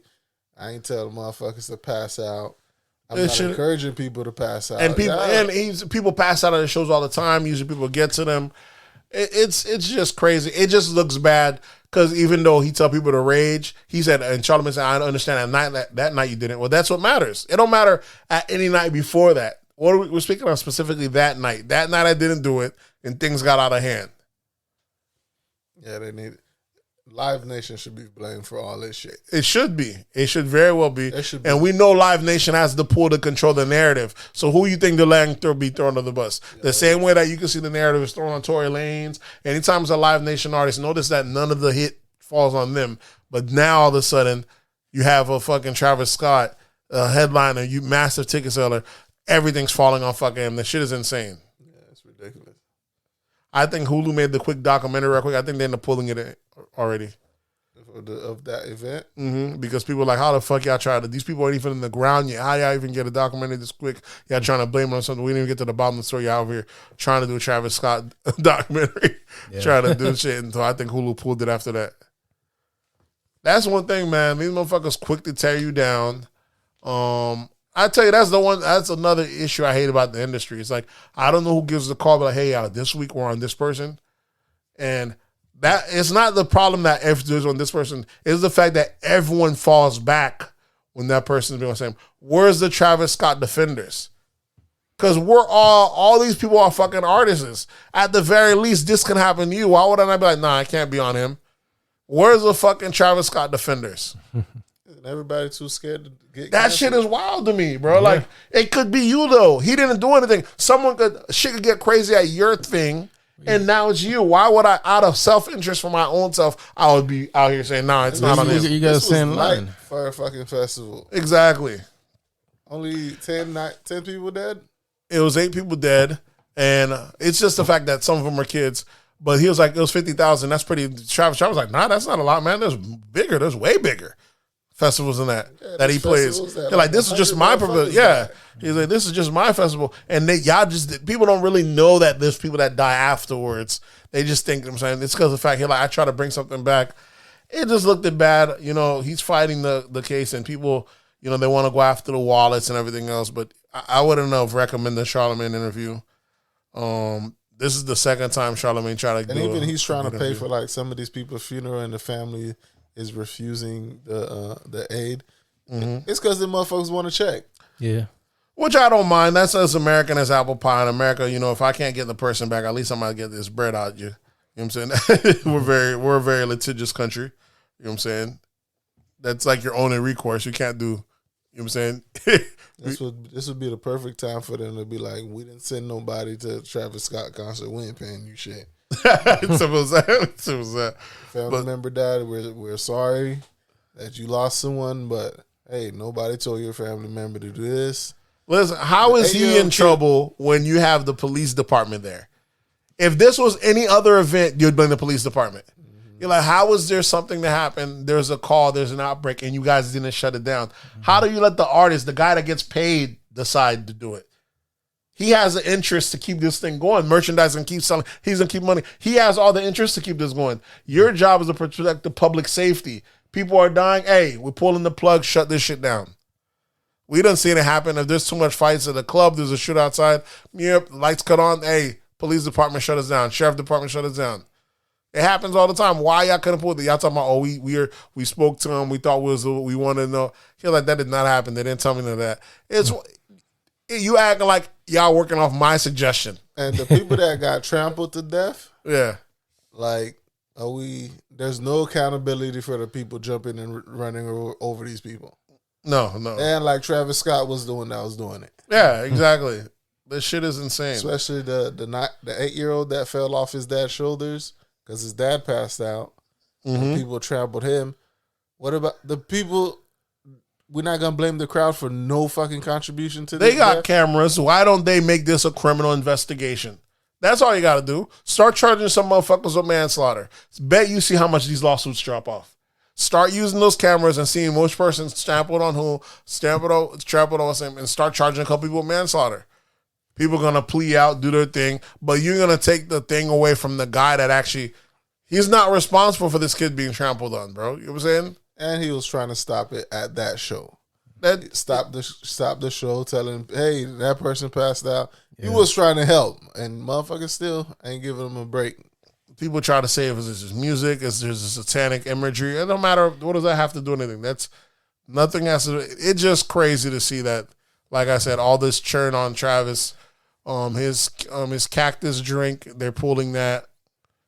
The drink. You know, some of these companies are just falling back, like the heat cool off. But like I said, Benzino said I think he might need to sit down for a year or two, let this shit go away. Yeah. It's just a lot of money passing up, but he's big enough that he could do it. I know Nike had a release supposed to drop. They didn't drop it. They said they're pushing it back. They're pushing it back. But you know Nike ain't with that taking a loss on merchandise. Shit, any Travis memorabilia people got now, that shit's about to shoot up. Imagine this motherfucker don't even come back to rap, which he probably won't even have to. Imagine if he don't come back to music. If you have Travis memorabilia back when he was popping, man, put that shit in. Shrink wrap that bitch gonna be shooting up, you know what I'm saying? So it's crazy. It's the fact that, you know, like I said, the interview just went crazy. I just didn't understand it. I felt some of it was off taste on some of Charlemagne's aspect. Because I understand he was trying to explain it, but for him to compare those two to Crunk is totally, it don't make any sense. Two different type of music. Yeah. It's EDM-ish type, the beat. But motherfuckers are passing out and dying at EDM concerts all the time in Vegas and everywhere else, Coachella. That's the type of music he makes. So for them to try to attack hip-hop is crazy. Because motherfuckers definitely, when what's the shit that comes to Orlando every year now? The rave? EDC? Mm-hmm. EDC already know. The hospital workers already know it's going to be a fucking busy week. Yep. You ain't going to be able to save them all either. That shit is crazy. What else we got in hip-hop? Was there anything else in hip-hop? See, I got one thing. 50 Cent announced Snoop Murder Was the Case series. So, yeah. There's a tie into that. Yeah, he's doing a mini series for Snoop's Murder Was the Case. That should be good. Yeah. I would rather go with FX than 50 Cent. Yeah, I'd like to see that. Yeah, I wouldn't mind seeing it. But FX did OJ shit. That shit was fire. OJ, they did that. That one was fucking phenomenal. They also did. I haven't seen it yet. The House of Gucci. Who's that on? The guy that died that made Gucci. No, you're talking about Versace. Versace, my bad. Versace, yeah. House of Versace. That one looks good. So they do good. They do good. Yeah, time period pieces. FX. I would rather see with that, but it's gonna be dope to see the Snoop Dogg one, Murder Case one. Another thing, your boy Rick Ross threw some shade at 50 Cent recently. But shout out to him with that BMF series, this, that, third. I like to see it. I know he put a lot of work into it. He made him a nice little 250 grand, And I know he made him I know he worked hard for a little 250. And then the guy was kind of laughing. You're like, hey, you keep that in an interview. Keep that in there. If you take that out of the interview, I'm never going to allow you to interview me again. That's what Rick Ross said. That's what Rick Ross said. Yeah, because you thinking, let me take that out. You're like, hey, you keep every word of this interview on there. Yeah, I'm not gonna lie. What's crazy is that 50 was at one point of his life, biggest rapper ever, made a killing, got sued, and claimed he was bankrupt. Tried to hide his bankruptcy. Some people say, there's some nifty tricks you could do so you don't have to pay back the person, but when you're worth, there's only but so much you can do when motherfuckers is on your tail. And he did pay Rick Ross's baby mama some good bread. You know what I'm saying? And he had another company he had to pay some bread off. So he did file for the bankruptcy. They won't just give that to anybody. You can't restructure your shit under business if it wasn't like that already. They can follow the money. You know what I'm saying? If your shit was already business protected, then bam, I ain't got no money. The fuck you talking about? But you can't be lawsuit or let me go change my shit around. Yeah. That's why it wouldn't work. You know what I'm saying? That's why people be like, please believe he may not pay that $7 million he owes. He could say he's broke, but they're gonna keep him on a payment schedule, be it $200,000 a year till they make $7 million. He's not gonna be able to escape it. That $7 million. He's gonna pay it either incrementally till it's done because his shit wasn't already structured. So that's why he kind of lost there. And Ross, even though Ross also initiated the him and 50 Cent's beef back in the days when he made fun of, just to, get himself hot, he said that Curtis Jackson, baby mama, he's not giving her a cent. He said that line, and they were beefing ever since then. 50 aired him out as Officer Ricky. So Ross started that beef? Yeah, it was Ross. Oh, really? Mm-hmm. Ross started it, and he said it was part of his mastermind plan. It's fucking smart. It's the same shit 50 did when 50 did the not the Ja Rule, but remember 50 came on before he blew up. He did the robbing the industry when he robbed Juvenile, every fucking rapper, Jay-Z. He dissed all these boys to come up, and then he ended up getting shot and then coming back out again, going to Ja Rule. But he knows one of those things. You diss a popular rapper and they bring you out. So Ross was already on his way up. He was cool with Khaled. He threw a shot at 50 Cent because he was beefing with his baby mama at the time, and the house magically burned down. And he said Curtis Jackson baby mama. He's like, you know what I'm saying? Yeah, he said some line about don't forget the gas. Yeah, don't forget the gasoline, stupid motherfucker, some shit like that. Yeah. Gas tank or something. Yeah, and automatically 50 like, hold on, niggas bold enough to mention me. But I thought they was already beefing, but when no Ross beef dropped that. They had no beef prior to that. Ross was just coming up on their cat. Ross had already did Push It to the Limit. He was just not coming up on his next album. His 50 Cent beef came way later after he came out with that Hustlin'. I'm saying Hustlin' already came out. This was his second album. I don't know if you got the... Yeah, the beef came out earlier than that, yeah. No, I'm telling you, Ross already blew up under the Push It to the Limit. Was already big when he started beefing with 50. Exactly. What I'm saying is he had no beef with 50. They had two different lanes. The only person that had beef with 50 was Khaled, and now it's through Fat Joe. Yeah. Because he was Fat Joe's DJ. And Ross comes under Khaled. You know what I'm saying? So Ross kind of threw himself in the fray, but he had never had no issue with Ross. And no one even knew about the Officer Ricky thing. And Ross came under Khaled? Yeah, Ross is under... I thought it was under Slip and Slide. It was Slip and Slide, but Khaled was... Khaled broke Ross in Florida. Yeah, Khaled was 99 Jams. He was doing that thing when you play the music back like 10, 15 times. The shit Funk Flex dude, he did that shit. Yeah. I remember that shit. That nigga played that shit 10 times a night. When it came into breaking records, they would do that shit. He used to break records. He used to break Wayne records. So he broke that Push It, the Hustlin' record. So Khaled broke him. And that's when Khaled took off. Khaled rode the back of him and Ross working together. So, yeah, so he initiated.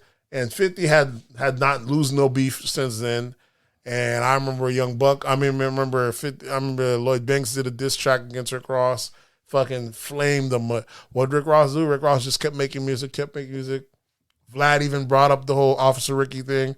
One of Rick Ross's camp came out there, whooped the shit out of Ross. Out of Vlad? Out of Vlad's ass. Vlad ended up suing. He gave Vlad $500,000. He ain't been there since. He even brought it back up, paid that nigga $500,000, kept them moving. So, you know what I'm saying? First, he kept denying it. He was like, yeah, it's that, but something more what he said, it's something more deeper. It's deeper than rap, more mysterious. He tried to hide it. I'm like, get the fuck. And then, but a couple albums later, he said, you know, I was broke, my kids were doing bad, and I had a high school diploma. What would you do? I'm not above not getting a job. That's all it was. That's all you had to say. Yeah, it's a fucking job. It's a fucking job. But at the time, hip hop was so enamored and thinking these guys are all gangsters all the time. Had he admitted to that, it would have been the end of his career. But he's the first rapper that I've seen that outworked most rappers. That was a death blow. Yeah, especially if you went against 50. That's how Ja Rule died. Yep. But just kept working, and then he finally fucking had that hit the BMF. But 50, people saying 50 could end careers and shit like that. Yeah, because he took down Ja Rule. He took down the biggest artist ever. That's the only person he ever took down. He took down Ja Rule. He didn't take down nobody else. Okay, no, it's not only that. It was his team was going against Ja Rule. They took down Benzino. They took down the Source. That was the fucking Eminem took down Benzino. That's part of 50's crew. He's 50 okay. That's the fucking biggest magazine ever. They took down a whole magazine company, bro. The Source used to be. You remember how big the Source was? So they took down that Ja Rule. Then they took down the Source. Them niggas were on a spree. And then they tried talking about Cameron, you better say all that talking out. Don't make me drop on the same day, get you drop out of your label. No, he said he was clutch, bro. I remember he was so disrespectful. We talking about I'll get you to get your album pushed back. You're not even on this record label. What the fuck are you talking about? That's how disrespectful he was to Cameron. Yeah, and Cameron was like, what? He's like, Curtis, don't play with me, Curtis. It's just the 50 was just so much, and 50 is also the artist that made things about sales. Because people that used to watch sales back then. Yeah, 50 beefed with a lot of niggas, and the only person he took down was Ja Rule. He beefed with He beefed with everyone from New York. Joe, he beefed with Jadakiss. He beefed with everybody. He took down Fat Joe for a minute there. Fat Joe had to go the Southern route to come back up. Fat Joe was not fucking with Southern artists before that. Fat Joe was a straight New York artist and then started hanging with Southern artists and then started doing nothing. It don't matter what he did. He didn't take Fat Joe down. He didn't take only person he took down was Ja Rule. Benzino as well. Now I give that to Eminem. But that was part of the same group. They were all dissing. Remember, that wasn't 50. Remember, it was 50. Yeah, it was. Yeah, but there was a collective. Because back then, them boys, they were beefing with Jermaine Dupri.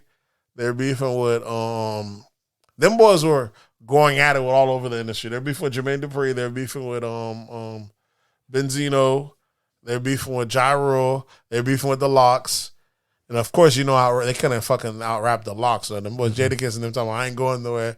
Them boys, they were underground. They weren't really selling. For a long time, these niggas, it ain't that he beefed them. The niggas weren't on the records. Jada and them were every night. They were kept dropping mixtapes, doing whatever they can, halfway signing with Empire, doing underground releases. But when it came to Major, that nigga came through and he was pulling. Niggas weren't for that. 50 had a massive run, dog. Niggas had to get out the way. You know what I'm saying? 50 outside of The Rock. If it wasn't what was that line Jay-Z said? M Pimp Juice. He said the only people selling records is M Pimp Juice and us. Yeah. So that was Nelly's crew, Eminem's crew, and The Rock. That was it. If you ain't part of that camp, you are not moving units. Niggas had to go to Empire, had to go to else place. Niggas had to get new deals where they get $7 a CD because the old $2 a CD wasn't working for them because they were no longer selling millions of CDs. Yeah. They're trying to say, we still eating here. Yeah, you have to eat. You had to work on a new deal for it to make to your favor. But end up biting 50 in the ass because he was the numbers guy. Yeah, and now they went against Kanye and lost. Kanye beat him. And then before the numbers got very bad from, he just stopped making music. See, 50 I think Ross just dropped an album. I think he's selling 30,000 the first week. I think he's on track for 40. 50 wouldn't dare drop an album right now. He don't want to be cataloged. Yeah. And to see his real numbers, what can he get right now? He don't want to pull a 40,000 or 20,000 because only niggas that's doing that milli is Drake. You know what I'm saying right now? You're saying there's very few. Even Eminem might only pull 400,000, 200. They ain't no. You saying the biggest of rappers can't even get these numbers up right now. Not anymore, no. Yeah, not anymore. Not anymore. But the one thing that Ross got him in bars, Ross stays with the bars, and I feel like Ross might count him with money now, which is fucking. That's the hurt. Yeah. That's the hurt when this nigga still rapping, he stayed in the rap lane, and you're talking about money, and now I got you with the money. I don't know. With shows, I don't know. It's okay. The TV money is different from TV from money is rap different, yeah. but look at 50's thing is all on one network, Showtime, right? It's huge over there, but it ain't an HBO check. You know what I'm saying? He'll probably make his real money off that one show he got on regular television, the one that's on ABC with the guys. The lawyer one? The lawyer one. You make more money than that than you make off Stars. Star money was going to be great, but it's still a smaller network. It's in HBO. It ain't like people paying $1 million, I'm saying 2, 3, no heavyweights like that. Yeah, but compared to music, it's still way above. What But because you're not human, you just do it. You just dipping about. You're getting full dollar. But Ross money ain't coming from just music. Ross got franchise. The franchise money alone is fucking crazy. I selling chicken and burgers. Selling chicken and burgers, renting out his house for movie studios. That alone is fucking massive. The fact that that production people are coming to using his estate to film and his stuff he uses out for that. You know what I'm saying? This is a guy. You also get visits. It's a landmark now too. Like, come on, this is a guy that you buy usually that much real estate in a couple years. You got to be looking for this guy filing for bankruptcy, like 50 did. 50 bought the Tyson crib, couldn't hold on to it. These shits become too expensive. That'd be funny if Ross bought that. But Ross bought that big shit. I'm thinking, I don't know if Ross could keep up with it. And this nigga just been balling out and buying more and more. But I'm saying that'd be funny if Ross by the old crib, yeah. just to be petty. I think they call 50's old crib, but they call it like a purple elephant. And the analogy was from back in the day, someone gifted a king a purple elephant. He loved it, but then you don't take into math how much he's going to eat, how much takes a shower, how much take care. So the gift becomes a burden. So he bought that house, not realizing how expensive it is, the upkeep, is that a third. And if your lifestyle switch up, can you keep it up? These estates are meant for businesses, not for people that take breaks. Whatever, you can take a break, but your money can't ever take a break when you keep it. Some billionaires, Yeah. And he's still buying acres. It's not like a regular house. You could just let it sit. Nah. You should have started breaking apart, getting cobwebs. Yeah. You talking about whole hallways and fleets and that shit is. And they have like a crew. Yeah. Yeah, they come with a crew. You got to pay them, keep them on staff, a maintenance, a grounds crew. And he's buying acres and still buying more, adding more to it. This man's bag is a different type of bag. You know what I'm saying? Where Ross is really smart is like he turns whatever he buys, he makes money for him. Mm-hmm. Nothing sits. So that was really that's really smart. Yeah. And like even his cars, even he puts them in car shows. So crazy. Yeah. To me, that's like the ultimate win. The underground Southern rapper who out raps you now because he's still rapping. You know, 50s might give you a hit on a soundtrack, give you the intro, but he ain't, you know what I'm saying? It ain't, even his position, I feel like he's not even playing good enough. He's executive producer, but I would have been putting my own artists onto there, making a soundtrack for every season. He's not capitalizing enough, you know what I'm saying? He's winning. When you win in the TV space, motherfuckers don't get, you know what I'm saying? TV is so redundant. If you come up with anything new, they're like, oh yeah, this nigga winning. They're gonna cut you the green light for anything. But even that, I don't feel he's capitalizing enough. You know what I'm saying? To where I feel like every season, big. It's big. Like I said, the power was with that company was what a quarter billion, like 250. That film company that he's with, the Cheetah Vision, Arista, I think. No. Even if it was 250 M's, right? Which isn't bad. Look at that white lady. She just got her thing signed for $2 billion, her production group. And she does like regular TV. That's what I'm saying. When you do the regular TV, it's a different type of bag. Yeah. You know what I'm saying? Yeah, free over the air TV is definitely a bigger bag. Yeah, this lady, I forgot her name. I got her name. She used to be a movie star. She's been executive. They give her $2 billion. Drew Barrymore? Yeah. Drew Barrymore. Okay. These no-name white ladies just be in the background, make $2 billion. Nothing. Light work. 50 jumping over ropes, squeezing every last juice out of Power. So, and Ross saying he made 250. I feel proud of him. And trust me, I know he made 250. Come on, bro. 250 what? 250,000. You said I'm like Ross, you wildin'. That's all he made. It is disrespectful, but these stations, they don't take a lot of risk, especially on black shows. We can't throw you that much money and not return. Maybe when it makes the return, then we'll expand it. But every season, 50 has to threaten Stars to get it back on air, to do everything. So it's not, I don't know however he's doing it, he has to stronghold them. Oh, yeah, I need to cancel your subscription. These monkeys not listening. Every year he has to strong arm his audience, his fan base against that network. It ain't, you know what I'm saying? That shit, it is kind of crazy. And if he's making 250, it ain't like he's doing any work. You know what I'm saying? He got the head writer, the black lady. He's just slapping his name on there. Nah, it is a little bit of bread. It is. That's what I can't have that. I can't believe that. That's what I said. The raw size of the boy. Yeah, Ross said the 250. But Ross said, "Trust me, I know it's the 250." Fucking Ross. Listen, man, and Ross he's. You know what I'm saying? Ross probably the greatest Florida artist of all time. Maybe not lyrically, but he's positioned himself to be that. The most powerful, most consistent. Lyrically, he might be. Yeah, he might be, yeah. He's up there. I don't see anybody who... Trick Daddy at his prime. Trick Daddy at his prime was a fucking monster, bro. Yeah, but lyrically, I think Ross had a beat. Yeah. Well, I mean, like, as far as, like, full-body albums, I don't think he had... He never... Trick, I think, would have better albums as a whole totality of them. But Ross is more of a... he's such of an artist. I don't know. Nah, I'm giving it to Ross. Yeah, Ross got it, bro. Ross got it. You think so? What album Ross has that's better than the Trick album? Because I can name at least 4 Trick like, solid albums. Port of Miami, even like all those, what you call that? Listen, go listen to Port of Miami, right? They might have 2, 3, 4 songs on it. It's never press play. No, it didn't 2, 3, 4 songs. Nah, hell no. Trick got at least 3 press play albums. I'm not just press play and go. Trick was a fucking beast at his prime, bro. Then he had Teflon Don.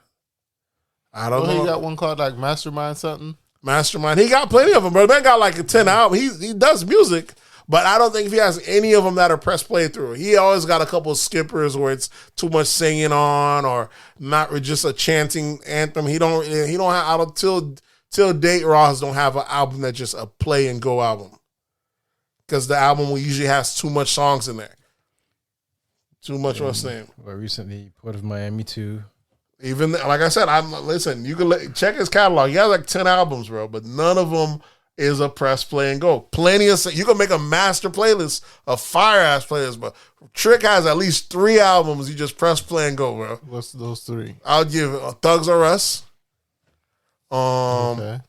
The other one with the green Chevy in the front. What's that? I'm gonna tell you right now. He has at least 3.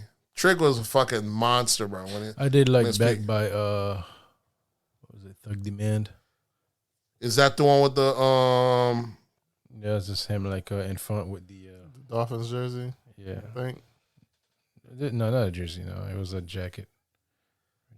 I'll tell you his albums right now. Okay, you have hold on, artists. I'll give you Thugs R Us, but what else? Oh, it's definitely. It's not only Thugs R Us, bro. I'm telling you. Okay, you have Back by Thug Demand, fucking right through. You have Thug Matrimony, and Thug Matrimony is okay. Play and go, bro. I'm gonna go Thugs R Us. I'm gonna go with Back by Thug Demand. Then there's AK Chapter AK. You know what I'm saying? Book of Thug was it not Book of Thug? It was one of the earlier ones. Book of Thugs might be a play and go. Book of Thug, yeah.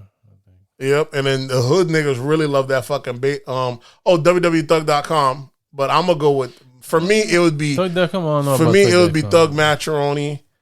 It'd be this one right here, which is Back by Thug Demand, Thug Matrimony, and it would be Thugs R Us. But motherfuckers in the hood love the Book of Thugs. This is a fucking solid one. This was you know what I'm saying? So like I said, he got at least 3 that just press play and go. Trick really was the only person that stopped himself when he was on his peak. Like he said, but you know, you nigga, I got lupus. That lupus. That lupus. He really just stopped his own self, though. But this motherfucker was killing it. Because before Trick was JT Money, and Trick got JT Money up out of here. Yeah, JT Money was fire. Yeah, and then Trick came and fucking dominated. Deep Hit and Rap. Triller was good, yeah. He has good albums, but listen to that. Go play the whole album. I guarantee you're gonna skip a track or two. Teflon Don was a press play. Here's what he has on press play. He has mixtapes that were fucking press play. Trick Daddy. I think Teflon Don was a press play. I think the mixtape that had BMF on it, that one was like a press play. What else? Triller. Rick House should be fired, bro. I don't know what you're It'd talking be fire, but is it a play and go? Is it all the way through? Trick about. has But there's some always fire. skip tracks on every album. Nah, There's there's some artists. If you do it just right, if it's short enough, I don't know about because like if you do it just short enough, some of these artists you just a lot of Trick albums usually have a lot of skits. even that's what it's part of the project. There's nothing wrong with skits. That making this it They encompasses have the whole like, this, album. like maybe like 3-4 skits. Some shits with fire. Some dope ass skits. Some people make some good skits. He did have some funny ass skits in this shit. That's part of the process. You know what I'm saying? It makes it's like you're putting a film together. Now Ross, when it comes to intros and outros, no one's fucking with him. I think part of mine was a press and play. When it comes to Drake features, no one's fucking with Ross. You know what I'm saying? No, You know what I'm saying? Ross features in general. That's what I'm saying, He pick, he know how to pick his features. He got some fire selection. He got some. I'm saying, but either way, it's a crazy thing to see. Features and his beats. I think he also brought the what you call that a different beat to hip hop, like almost like a classic Cinematic, like a build up, a slow roll, Yeah, I don't just think rapping hip-hop his ever ass really off. had that. Yeah, You know, he embodies what he rap, like that flashy, rich boss shit.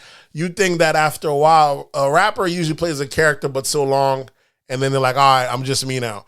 He's been this boss shit from the get go, but it's crazy that shit. and he's still going, and it's still relevant. That shit's still It never relevant dies now, out really, you know? but most people aren't able to keep up the imagery this Yeah. long.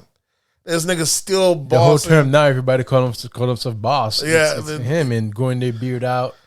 He just That's really him. He embodied that style. Ross is a different animal though. I would like to to me he might be the greatest Florida artist, major wise for artists. He is. All encompassing wise. And What else we have? he'll give you some good hood track, you know. Oh, definitely. Even Color Money, yes. What else do we got? Anything else in hip hop? No, that's it for me. Not that I know of. I guess we're gonna switch over to pop culture. Your girl got fired from Black Panther. Who that? Oh yeah, The black what's the little sister's name? Chichella. Yeah. Oh yeah, why? What is it, Lethea Wraith? She's always been like an anti-vaxxer. She's been causing trouble for a minute. They had a good ass about it. That's one reason to keep her in. For being an anti-vaxxer? Yeah. No, they gotta get her ass out of there. Because Disney and these studios, when they come back for production and they come back, they need everyone vaccinated. You can't have one star holding out. Shit gets unfair. You know what I'm saying? Ain't none of that. And you over here talking about no health restrictions. You gotta go. First, she got injured. They said she was injured on the set, so they pushed back the production. But she's been an issue all the way through, and they got her ass up out of there. She was supposed to. People were petitioning to make her the Black Panther, because in the comic books, at one point, the sister Shuri did became the Black Panther. Yeah. But it's just crazy to see how much people trick themselves out of the bag for that COVID, for the COVID thing. You know what I'm saying? A lot of people giving up a lot of massive funds for this shit. For something they gonna end up taking anyway. Some way, right? Somehow, some way. You're either going to be very right or very wrong at the end of the day. But the shit is, so they getting her ass out of there. And now there's already talks of people, now they're saying how your boy would have wanted them to recast the Black Panther. They have to, bro. If you're gonna keep the They weren't planning to recast them. I don't know how they were going to do it. That just lets you know the next one, she probably really fucked up her check, bro. They were going to do the next Black Panther. It was going to be about that universe in Wakanda, all insulated. I don't know how he wasn't going to be there. Maybe they had still some cut scenes. They found some way, but now they're talking about recasting them, and you know, people are trying like, if you get Michael B. Jordan's character back out some way, it's just crazy. But yeah, she done fucked up that check, so they got her up out of there. how technology is anyway, they could just all they really need is somebody to act it, and they could put his face on it. Yeah, I'd say give it to Denzel's son. But they're casting, not trying to find out who they're gonna get in there. Do we have anything else in pop culture? Oh yeah, got a lot in pop culture. What else? Got Jussie Smollett found guilty. Yeah, Classic. Jussie Smollett lying about being assaulted. I don't know why this nigga took this shit to trial, bro. You should have took the plea. Everybody knew you was fucking guilty of fucking lying and setting that shit up. What makes you think You're gonna win? I think he thought that after they found out he was lying and they dropped, remember that prosecutor. At one point they did drop it. He had to do like community service. Yeah, and shit. the prosecutor came in through, and then once that lady left, you don't forget it's politics. So they don't let you slide. A Democratic prosecutor didn't kind of let you slide, but don't forget the other side gets the power too. Now this person, I'm gonna reopen that case. You wanted to make Trump look bad? We got something for you. And they reopened the case, and they no one there to protect you no more. You know what I'm saying? The black lady, people like, so just let him go. What's going to be his penalty for being found guilty? I don't think they said it's, what is it, like 5 to something years for life? I forget what it is. Who knows? They can make an example out of him. Whatever he gets, we can't say he don't deserve it. Because this guy was already rich. He was good. You remember this nigga was calling himself the gay Tupac? He came out, I'm going to say I'm the gay Tupac. He was freestyling. He was wilding, bro. Yeah, a little too disrespectful.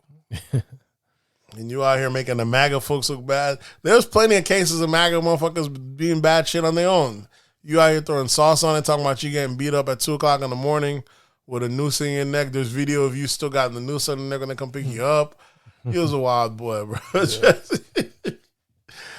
Yeah. They had to fucking fire him from Empire. They're like, bro, this shit is not looking good.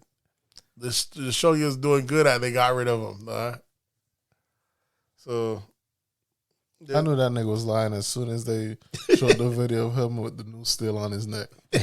Like if someone just tried to put a noose on your neck and you try get away, the first thing you do is take it off. First thing you do is take that shit off out of pure like just being disgusted. Nigga still walking around with a noose on his neck talking about this is what they had on my neck like this, bruh, you lying. You lying, bruh. Yeah. No way you go through something so traumatic like that and still have the noose around your neck.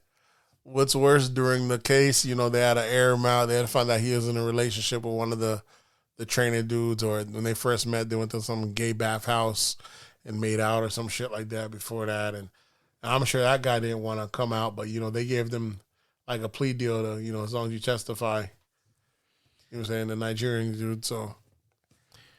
That shit's wild. He was also arguing he wasn't getting enough from the show. He wasn't getting paid enough from Empire. So he wanted to become a huge thing that keep his character on, get a big bonus. Yeah, he had a record deal. He had all this stuff. It's a wrap for him. It wasn't bad. I think he was getting like 100,000 an episode. Yeah, I think so. Yep. Yeah, but you wasn't the star of the show. Exactly. You became the star. He wanted the millions because of the whole gay movement that Taraji and Terrence was getting. Yeah, you're not gonna get what Taraji and Terrence. Yep. Those two revolutionized TV, bro. Once that show became a hit, they were giving any black. They greenlit so much black shows after that, though. Mm-hmm. That's the reason we have so much. Like they call it the new Black Renaissance now. That's the reason we have so much, because that show did real good on Fox on a prime thing, and you wanna go. You know what I'm saying? Fuck up the bag. So he's out of here. Jesse Smollett's out of here. There's supposed to be some shit with Don Lemon involved in some shit like that. So I don't know. Maybe look forward to CNN might having to give him the boot soon. You think Don Lemon was trying to help Jesse Smollett some of this shit? Yeah, something to that effect. And they would have to get him out of here after they got your boy. After they got Como, yep. Como's starting. They don't pay him his money. He's gonna go out kicking and screaming. He's gonna go out calmly. He needs that $19 million. I can't blame him though. Them Italian dudes say, "Hey, hit him with that Denzel. I'm leaving here with something." I'm from around the way. I'm from around the way. I'm leaving here with something. Exactly. Yeah, he would just fire me off of outrage. 19 mil clean. What else you got? Also, Elon Musk named Time Magazine Person of the Year. Yeah, motherfuckers got mad online about that, bro. Yeah. People really not fucking with billionaires no more. Niggas hating, bro. Yeah, haters, man. But there's two things though, because I understand motherfuckers hating on billionaires, but then there's other motherfuckers that hang on their nuts. So there's two. It's like there's no in between. I'm like, it ain't my money. I don't give a fuck. But Also, I ain't got to hate on you. You know what I'm saying? Okay, it's dope if you did something worth notable, but there's some people like, oh, how dare you have $1 billion? You're just greedy. How you greedy for your rewards? It's all subjective. You know what I'm saying? How is he greedy if I did something and so would I make the money? You know yeah, and like he got that money. Like he stole it. Some immoral shit. Yeah. I'm trying to change the world, get this shit electrified, get this shit going. Let me get my bag. You know what I'm saying? If he's doing it only for money, he could do other shit. What's the problem if he's doing Even it if he's doing it for money? It's not, it's all subjective. Capitalist society. It is exactly. But like you said, Elon said he don't have no other job. All he owns is his Texas shares. He don't own no other companies. If he really wanted to pump up on y'all, he could have took his profits and buy some other shit. He could have bought it, put all in Doge, and then pump Doge. That way he be dumping. The way he just be wise. Yeah. But I don't know. Motherfuckers do not hate. They hate billionaires. Your girl, Elizabeth Warren, came out and said she did some kind of slick line this week about maybe if we could get him to pay his fair shares or something like that. And he said, I always forget about you. He dissed her somehow. He's like, you're like the Karen. He said, please don't report me. Representative Karen, some shit like that. I always forget that you guys are out there. Remember the week before that, he told your boy. You might forget that you're alive too. I forgot you even still alive, bro. Yeah, I already know Elon Musk clapback is strong. Clapback game strong. But that's the Democrats' go-to though, is the point out a billionaire and pass a law that not even pass the law, but plan out how the disparities and the pay. But which is crazy because all his businesses pay people well. You know what I'm saying, and he's green, which is what you want. Green energy. How they gonna tackle that? Is try to make everybody pay taxes on $650. They're gonna pass some shit that's not gonna affect him. Yeah, that's gonna just like. And what I hate is these motherfuckers been in power forever, and they want to keep pointing at the billionaires as if they're not doing that paid y'all to make the system this way. Y'all know y'all did it. Why y'all blaming as them? if they themselves are not rich. And then they're rich too. Yeah. They're rich too. Even Hershey's worth over 150 M. Yeah, it's crazy. It's so that's the one thing that they do. They point at the one group that they know. Yeah, they are rich. They know that we're not going to be able to go after. They're trying to keep us separated. It's both sides fucking you. The one side's telling you don't worry about these other billionaires. If they go after them, they're going to come and take our money. That's Republicans making it seem like we're part of the billionaire group. We're not part of them, bro. They after them. If they can find a way to bleed them, let them bleed them. But then the Democrats are going to pretend like they're the ones responsible. We're going to go after them. They're not going to do shit either. So we're being fucked on both ends. What else you got? I got let's see. I heard something about the Amazon warehouse collapse that killed at least 6 people. Yeah, that was from the fucking tornado that passed. What was that? Connecticut or some shit like that? Or? That was in America? It's from the Mid East, I think, like around Kentucky, Tennessee. Yeah, that hurricane or tornado had been passed through there, and they got trapped killed inside. Over 70 people. Yeah, trapped inside, caused a fire. You seen that shit? That shit leveled Kentucky, bro. That shit looked like everything looked like the roof was torn off that bit. Everything flattened. They didn't start blaming Bezos or anybody from Amazon yet? First, the news was made out like that. I was like, they didn't report that it was part of the thing at right, first. because I just heard the building collapse, but I didn't hear nothing about no tornado. Yeah, they didn't mention that part. Like, how y'all not going to leave that part? Anytime they could get Bezos and the boys to take the blame. What else you got? Got Ariana Grande and Dalton Gomez severely injured in a car accident. Oh, yeah? Yeah. Is Ariana Grande, are they all right? Yeah, they're all right. Okay. Yeah. Then also got the Michigan school shooting. Y'all heard about that? Was that the one that they locked up the parents? Or was there another one? I think so, yeah. And they also had the trial on too for real quick. I know there's the one that the jet shot up the school and they went after the parents because they felt like he was a part of it. Was that the Michigan one? I think so. It was, yeah. I think it's not like the parents was involved in planning the shooting. I think they knew and they didn't call it off. I think it's because they, I guess he texted his mom. I don't know if it was prior or after the shooting, and her response to him was like, "You just have to make sure you don't get caught," some shit like that. So I don't know how much those charges are gonna stick. It's gonna be hard to get her locked up for a good amount of time for if she wasn't involved in it. You know, if it all depends. You know, if they wanna go by the law legally, then I'm sure she could beat it. But you know, when it comes to us, you know, if they wanted to railroad you, they'd find a way they'll fucking railroad you. But chances are, you know, she's white, so they probably gonna hold it for a couple of years. And it's like, well, we didn't really have nothing to let it go. But had it been black, you gonna sit in this bitch one way or the other. They gonna railroad you if you got to. Yeah, that's what I got for pop culture. Is James Brown estate sold for $90 million to Primary Wave Music. So $9 million. I mean, would that be? You think that's a good price or $90 million? 90, yeah. For what? What is it? For James Brown's estate.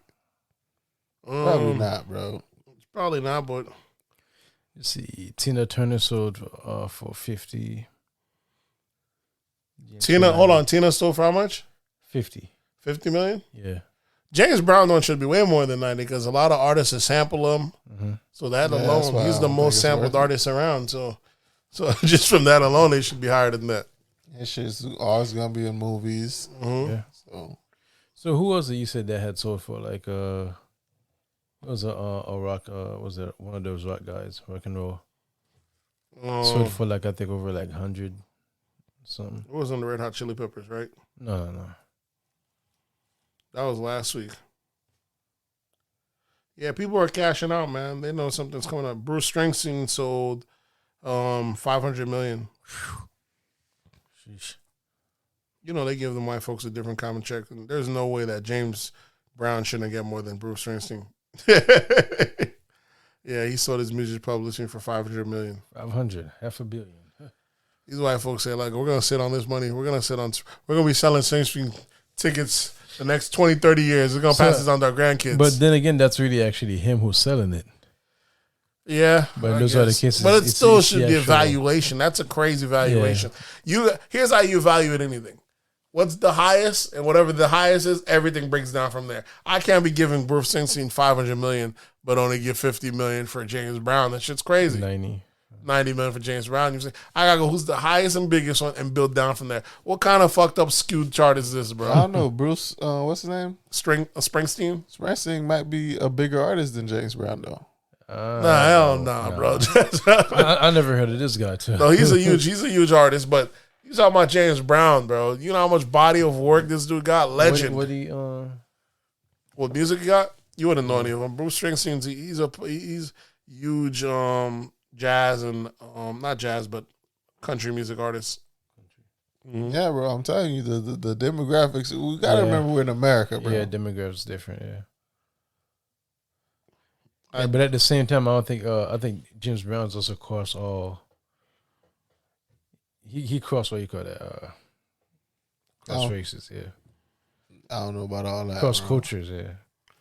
James Brown is massive, though. Still a black artist, though. But he also cross cultures. It's almost like even Michael Jackson's estate didn't even suffer that much.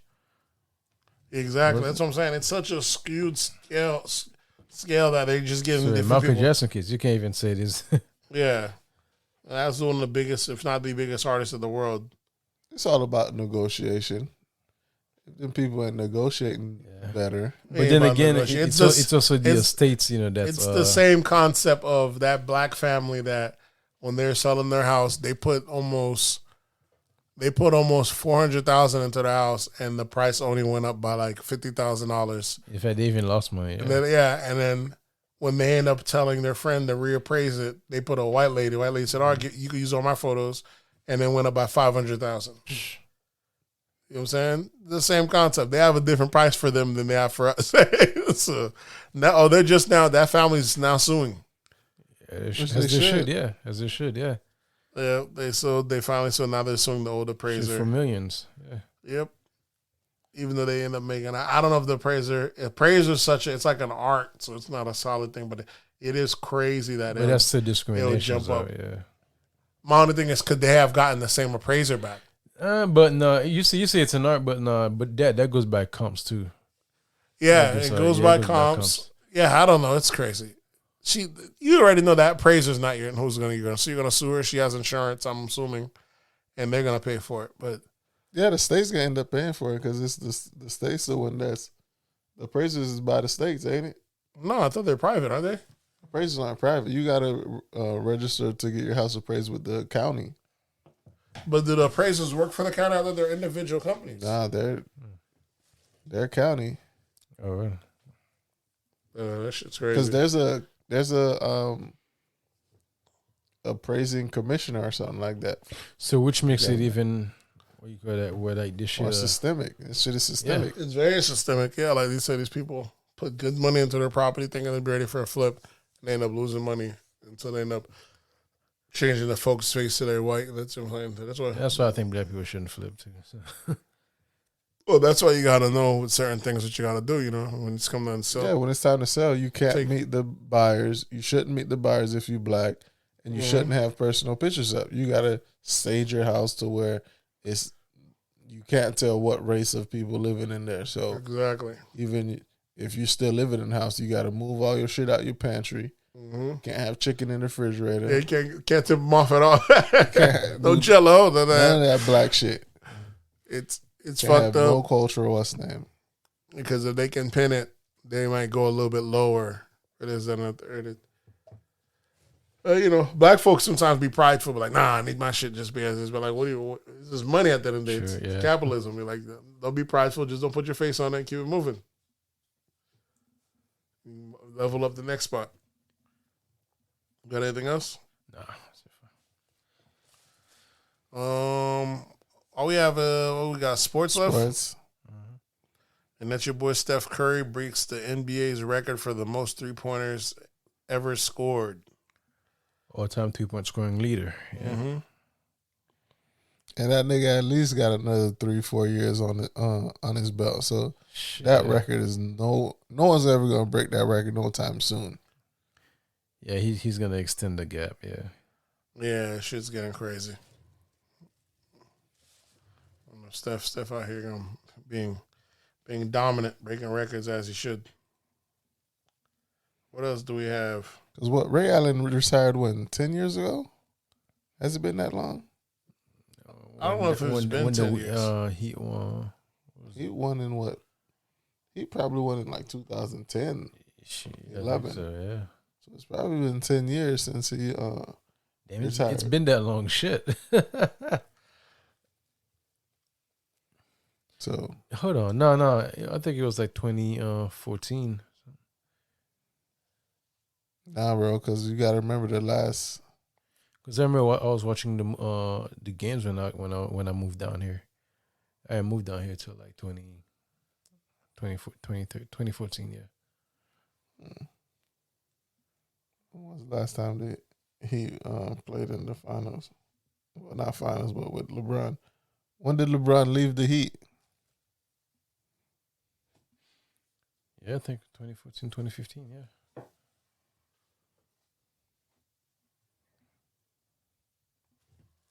We're looking for when LeBron left. I'm trying to find out when's the last time the Heat won a championship.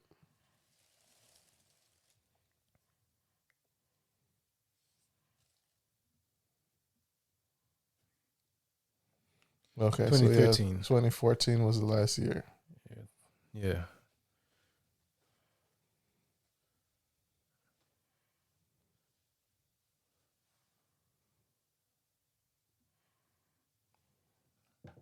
What else? We got anything else in sports? In sport, we got a couple tragedies in football. Jordan's. Yeah, I got NFL player Philip Adams, former NFL player Philip Adams, shot 6 people and killed himself. He suffered from CTE, See some of these what is it? From concussions and shit like that, the little holes in the brain, fucked up shit. That shit's wild. I didn't even hear about that. Yep. Yeah. I heard about your boy last week, the one that slammed his girl through the table and all that. What was his name? We were just talking about it. Former NFL player, what's his name? I was looking up the article just the other day. The one that slammed his, remember he was whooping his girlfriend's ass in front of the kid? Mm-hmm. Yeah, he was, he basically saying that she just filmed it to look that way. Zach Stacy. What? Yeah, he said she staged a brutal attack video because he told her he didn't want to be with her. I was like, I don't know how you stage some shit like that. She's masterful, needs to work for Hollywood. She staged that shit because we seen her ass going to town. You seen his ass going to town on her. So, buddy, he's done for. NFL's been having a bad year, bro. I know what player just died. Demetrius Thomas from Denver Bronco. That was a 33-year-old, right? Yeah. Did they say what he died of? Well, they said in the bedroom shower, he suffered cardiac arrest. And you have another former NFL player. I don't know if it's former or current NFL player that died in police custody. It's tough. Wow. Yeah, bro. The NFL's been having a rough year when it comes to former athletes and shit like that. Now you're these niggas straying away. What else do we have? Did y'all speak on your boy Troy Ave? That's not in sports, but I know we missed that one up there. Yeah, cool. Well, I got nothing else in sport. That was the last one. The Troy Ave DJ Academics interview when he starts airing out, Tax Stone and everything else. Troy Ave is another tragedy of the hip hop sports game. There's a dude that, went off defending himself, shot at a nigga that shot and killed his homeboy. Everybody missed Tax Stone, saying free Tax Stone, forget Troy Ave, and everybody just tossed Troy Ave to the side like it's nothing, calling him, saying he's a snitch, is that in the third, even though he never took a stand yet or anything else like that. And Tax Stone and them tried to plant the gun like it was his until they found Tax Stone DNA on the gun. And he ended up taking a plea for 10 years. 10 years for the gun possession. And yet, they haven't even done the murder charge yet. You know what I'm saying? Like, how you say that shit don't make no sense. I don't think they're going to do a murder charge. On Tax? Yeah. So then why is Troy Ave still fighting the murder charge? I have no idea. It should have made sense. It's common sense. Like, why would I shoot my best friend? You know what I'm saying? I didn't even know he was still fighting the murder charge. Yeah, he's still going to trial and some shit like that. It's Tax that got the 10 years for the position. And, each time he shows up. I know Troy Ave was on Breakfast Club still. Yeah, each time he shows on a Breakfast Club, Charlamagne can't be there and all that shit. He's making money off of music and shit. And I'm like, I haven't heard no music from Troy Ave or anything. He got his own little following. I'm just mad that each time he's there, the rest can't be there. He can't ever get a full Breakfast Club to be there. The only person that can't be there is what, Charlamagne? Yeah. Why though? That's all cool. personal. He's all cool with Tax. Yeah, that's personal reason. It's bullshit. What happened to all this sending positive energy and mental health? These motherfuckers on that bullshit. Your homeboy was on some foul shit. Fucked around. He should have got Donkey of the Day.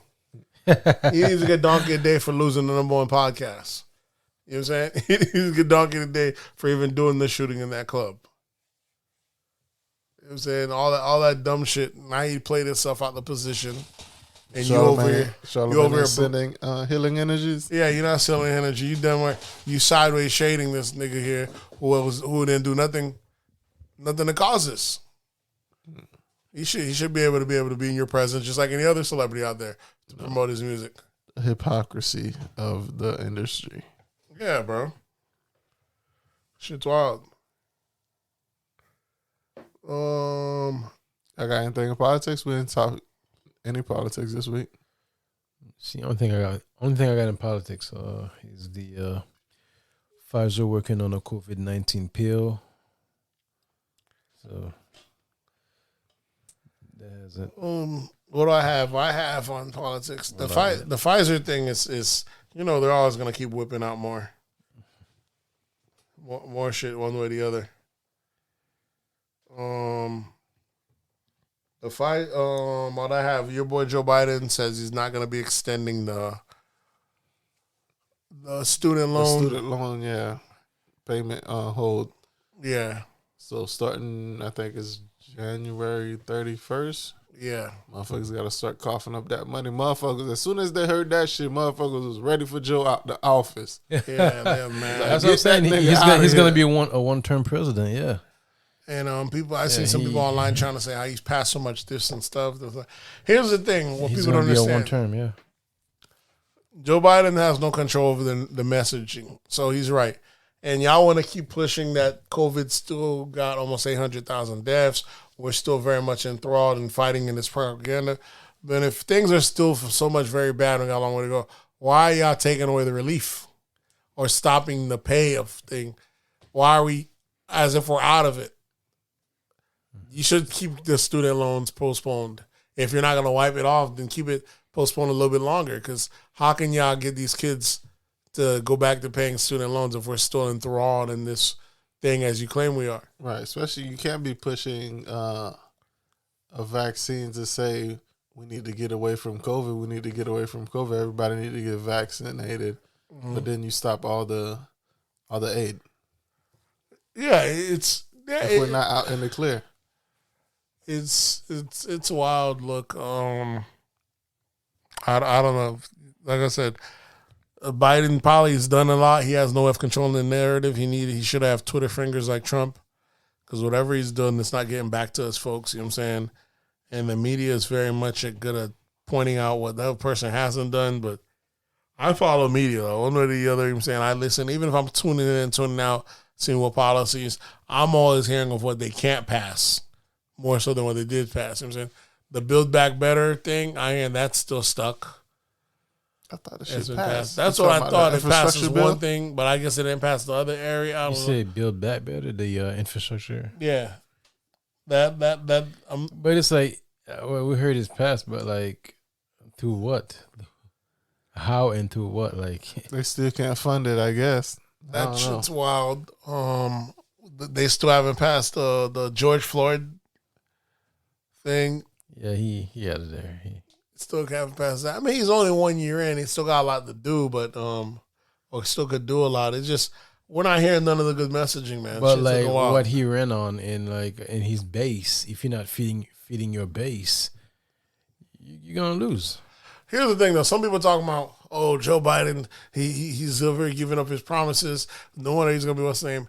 People are mad that he didn't extend the thing, or he didn't kill the student loans. That to me is the irony. So you're mad that this guy's not holding his promise of you. He's not holding his promise to bail you out of you not paying your promissory note. That's all it is, right? That's all your loan is you promised to pay back these people, and now you don't want to pay it, and you want the guy that you elected to promise to protect you. But even if he's not doing like a full forgiveness, he's reneging the same way y'all reneged on the student loan folks. He should do something like, do a little bit, just. Well, he's done something. You didn't have to pay this whole time, but now it's time to interest free. Yeah, but that's just been building up. Like it's interest free though. Yeah, till they come out with some shit that says all this interest if you don't pay this amount of money in this year, this first year back, we're gonna roll that shit back in. I don't know. The shit is unsustainable, and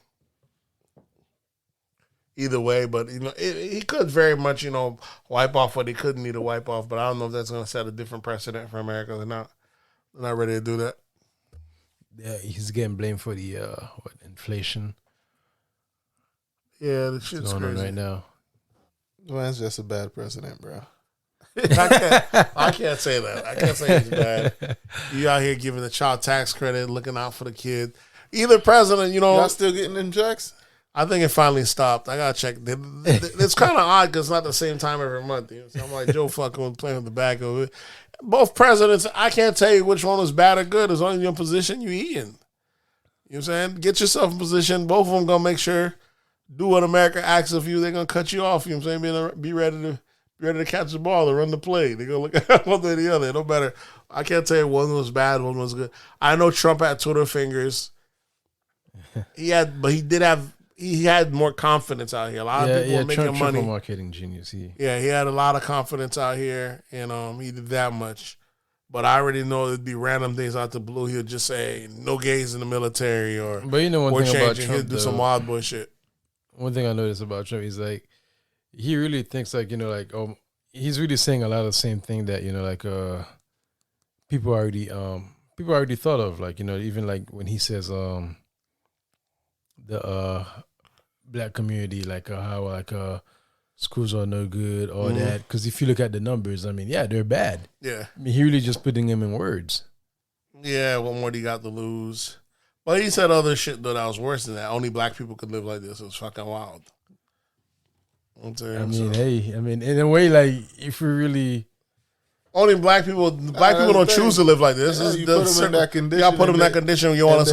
We supposed to just fall over and die? Yeah, we can live in that condition because but like we can you're thrive. looking at it because like he's outside the culture. He's a white guy, but those are some stuff that a lot of us would say. But it's not only black people live like it's human behavior. You put them back in it, you don't just crumble over and die. Yeah, people don't just die. They gonna live. Yeah, so say only black people could live in that condition. Only black people live in that condition is implying that we put ourselves in that condition. And this is the way we choose to live. Yeah, and this is the way we choose to live. That's the way we choose to live. But it's not speaking on the neglect of everything that was done. It's not speaking on that. It's a very insulting, and that way of looking at it is wild. But that's one thing I give Trump. He's not apologizing for shit. You know what I'm saying? He's keeping it his way. The shit's wild. Very, very much so. I mean, he put the statistics in words. So, but we all agree with the statistics. Yeah, the statistics are bad. So you know what I'm saying too. Like he as a businessman, he also deal with numbers, and hey, if the numbers are good, we're doing good. If they're bad, hey, we're doing bad. Trump, there's no bad friends. There's no he's doing bad on his watch. If the things are good, he's responsible. If things are bad, blame Obama, the last guy, or the liberals. He's only responsible for good. That's marketing. Yeah, got anything else? We did have a I don't know what category this falls in. I guess tragedy category. There was a bombing in Haiti, or like some tank exploded. No. Well, what happened is a gasoline tanker truck. These niggas ready to have oil. They blowing up tanker trucks now.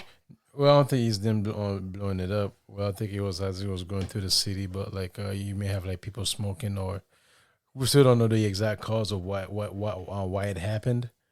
But it exploded, and you got it caused like a massive shockwave and fire. Yeah, it's supposed to. Them shits are supposed to be sealed off completely. Yeah. Even if you're smoking near it, it's encased. Yeah.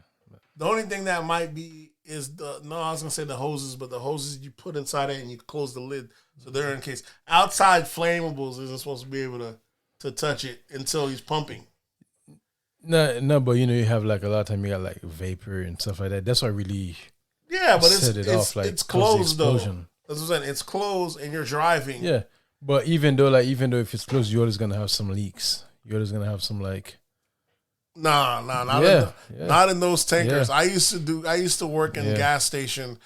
They're very much at Costco. They still got the Costco. That's different, bro. That's different. What are you talking? You know how much you're talking about? Like you know how much OSHA regulations and stuff goes into that when you work in that. You talking about gas stations, but you talking about like coming from like a refinery ships and Correct. There you go, yeah, being that's misleading different. about where you used to work at. So I got Costco at that Costco gas station. That's different. You had though. nothing to Yeah, that's do a with different no chain. tankers. That's the a different tank. chain. You have to check. You was pumping the guys. That's That's none of your business about the tankers. It's That's not a- like that's a working at. It's different different. because- It's not like when you're working at 7-Eleven. Thing. Costco and them are very Nah, much big on. Nate, that's you have different. That's a you go different to part of the supply you chain. go That to- wasn't your job. I'm saying, yeah, that was my job. You go to the data hut. You didn't The have to guys come in. They regulate sign in the nothing. cheat. The guys do all the regulation. You sign in the data hut. They watch all that comes in and comes out.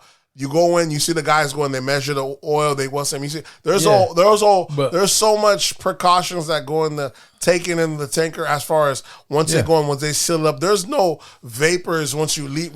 There's always vapors. When that shit opens, it's vapor. Correct, but you're saying even if you have like gas in your garage, you let it sit there, that vapor's in there is building up. But the that's why like once you like open the cap up, you hear that little poof, that little sound. All right, listen, that little hissing great. sound. But what you're saying is the car is driving and there's The gas. truck, yeah. There's not vapors emitting from inside the sealed canister. When there is vapor. There's always vapor. No, not it's not emitting out of it. Not when you're driving. Once you open it up. What I'm saying, like even like on, even though it's enclosed, Yeah. a lot of time you have like those seals, they go bad. Yeah, but that's what I'm saying. That And must have been missed up then. Exactly. Okay. And listen, if they go bad, vapor's gonna escape. No, that's what I'm saying is someone must You're have still not gonna been. have. What I'm You're still saying gonna have vapors. by design, they're not supposed to be going bad or Yeah. going by the way. So they're supposed to. No, those things are very, everything have their limit. I'm saying, but those things are very regulated. Yeah, everything That's have why. their That's limit. why we move gasoline throughout this country thousands of times a day, and now we don't see that shit happen where motherfuckers happened. smoke We've had, and shit blow. No, you have people crash. You don't have people No, smoke. not crash. Even at refineries, you get fired. Some Yeah, but I'm saying, yeah. I'm talking about civilians come by and smoke and blow it up. That don't happen. You know what I'm saying? That don't happen. Not at least. No. especially- It doesn't happen anymore because we've especially- learned that we're taking. That's what I'm saying. Precaution. Especially not in transit. That's wild, bro. In transit, if you talking about explode is wild, yeah. Bro. yeah, if you in park and you poking and motherfucker fucked around and smoked, then all right. But on the go, anything could happen. Motherfucker be throwing back a cigarette on the highway. I shouldn't have to worry about the tanker behind me blowing up because it's supposed to be sealed in case. So there's got to be someone was cutting corners, doing a little thing too fast, and like you said, that when that shit go, that's pressurized. Yeah, that vapor, should that, take that out vapor. Yeah, that shit. The driver's gone. Everyone that should take yeah. out blocks, bro. That shit is yeah. because that is crazy. That it's wild that for that to happen. That's what I meant. Like that, some corners were cut, some regulations were allowed because that shit don't make any sense. Yeah, somebody fucked up Yeah. somewhere. That shit don't make any sense, bro. Because even when they're filling up this station, they put out cones. They don't even want people passing that area. Usually when they fill up a gas station, when they come to fill up, you can't even come in that area, cut through. Yeah, They're like, hey, yeah. we don't want you near while they're filling up and dropping the liquor off because that shit is wild, bro.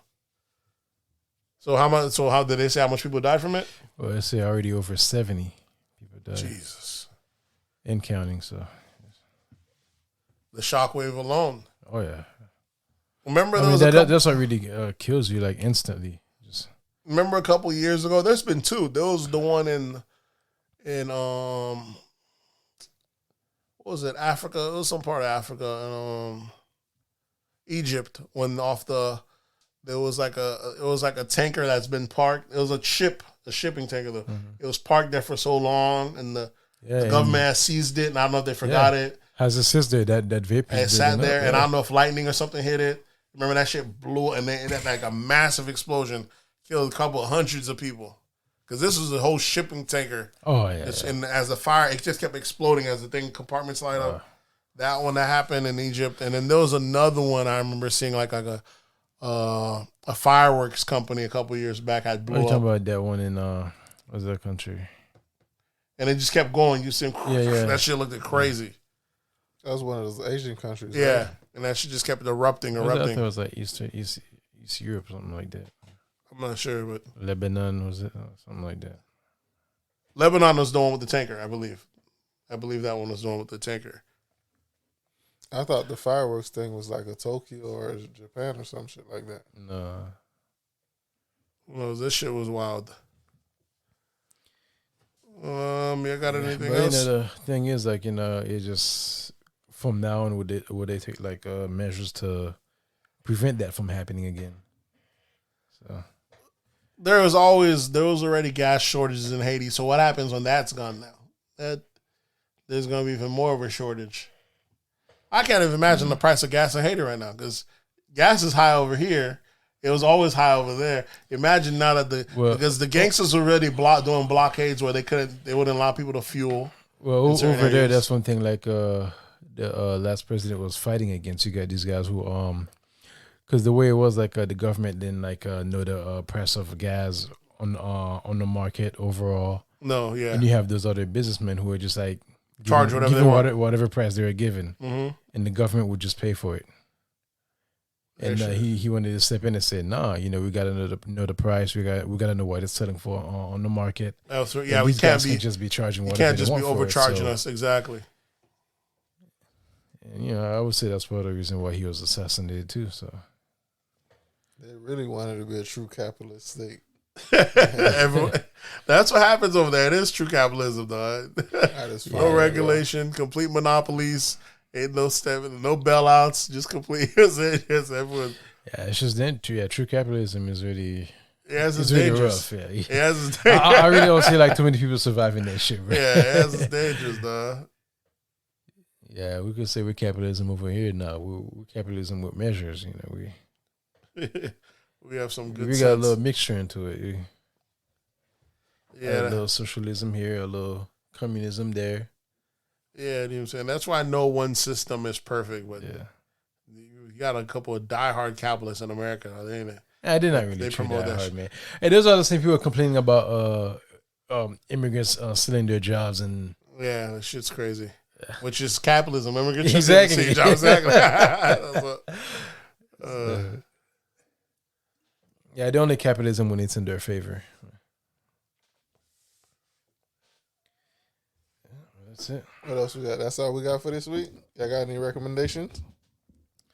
Let me see. My recommendation is where's this artist I just started listening to?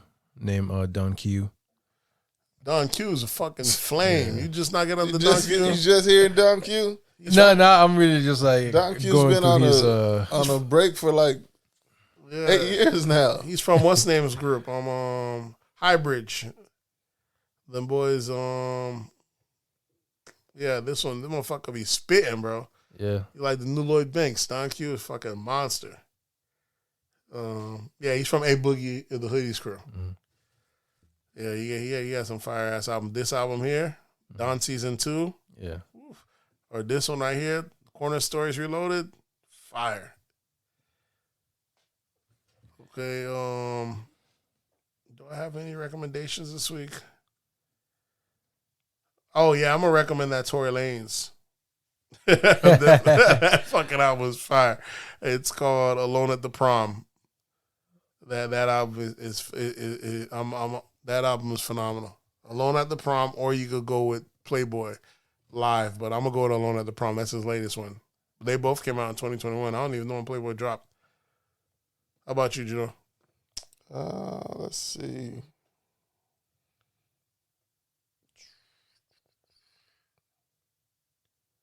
I haven't been watching nothing, bro.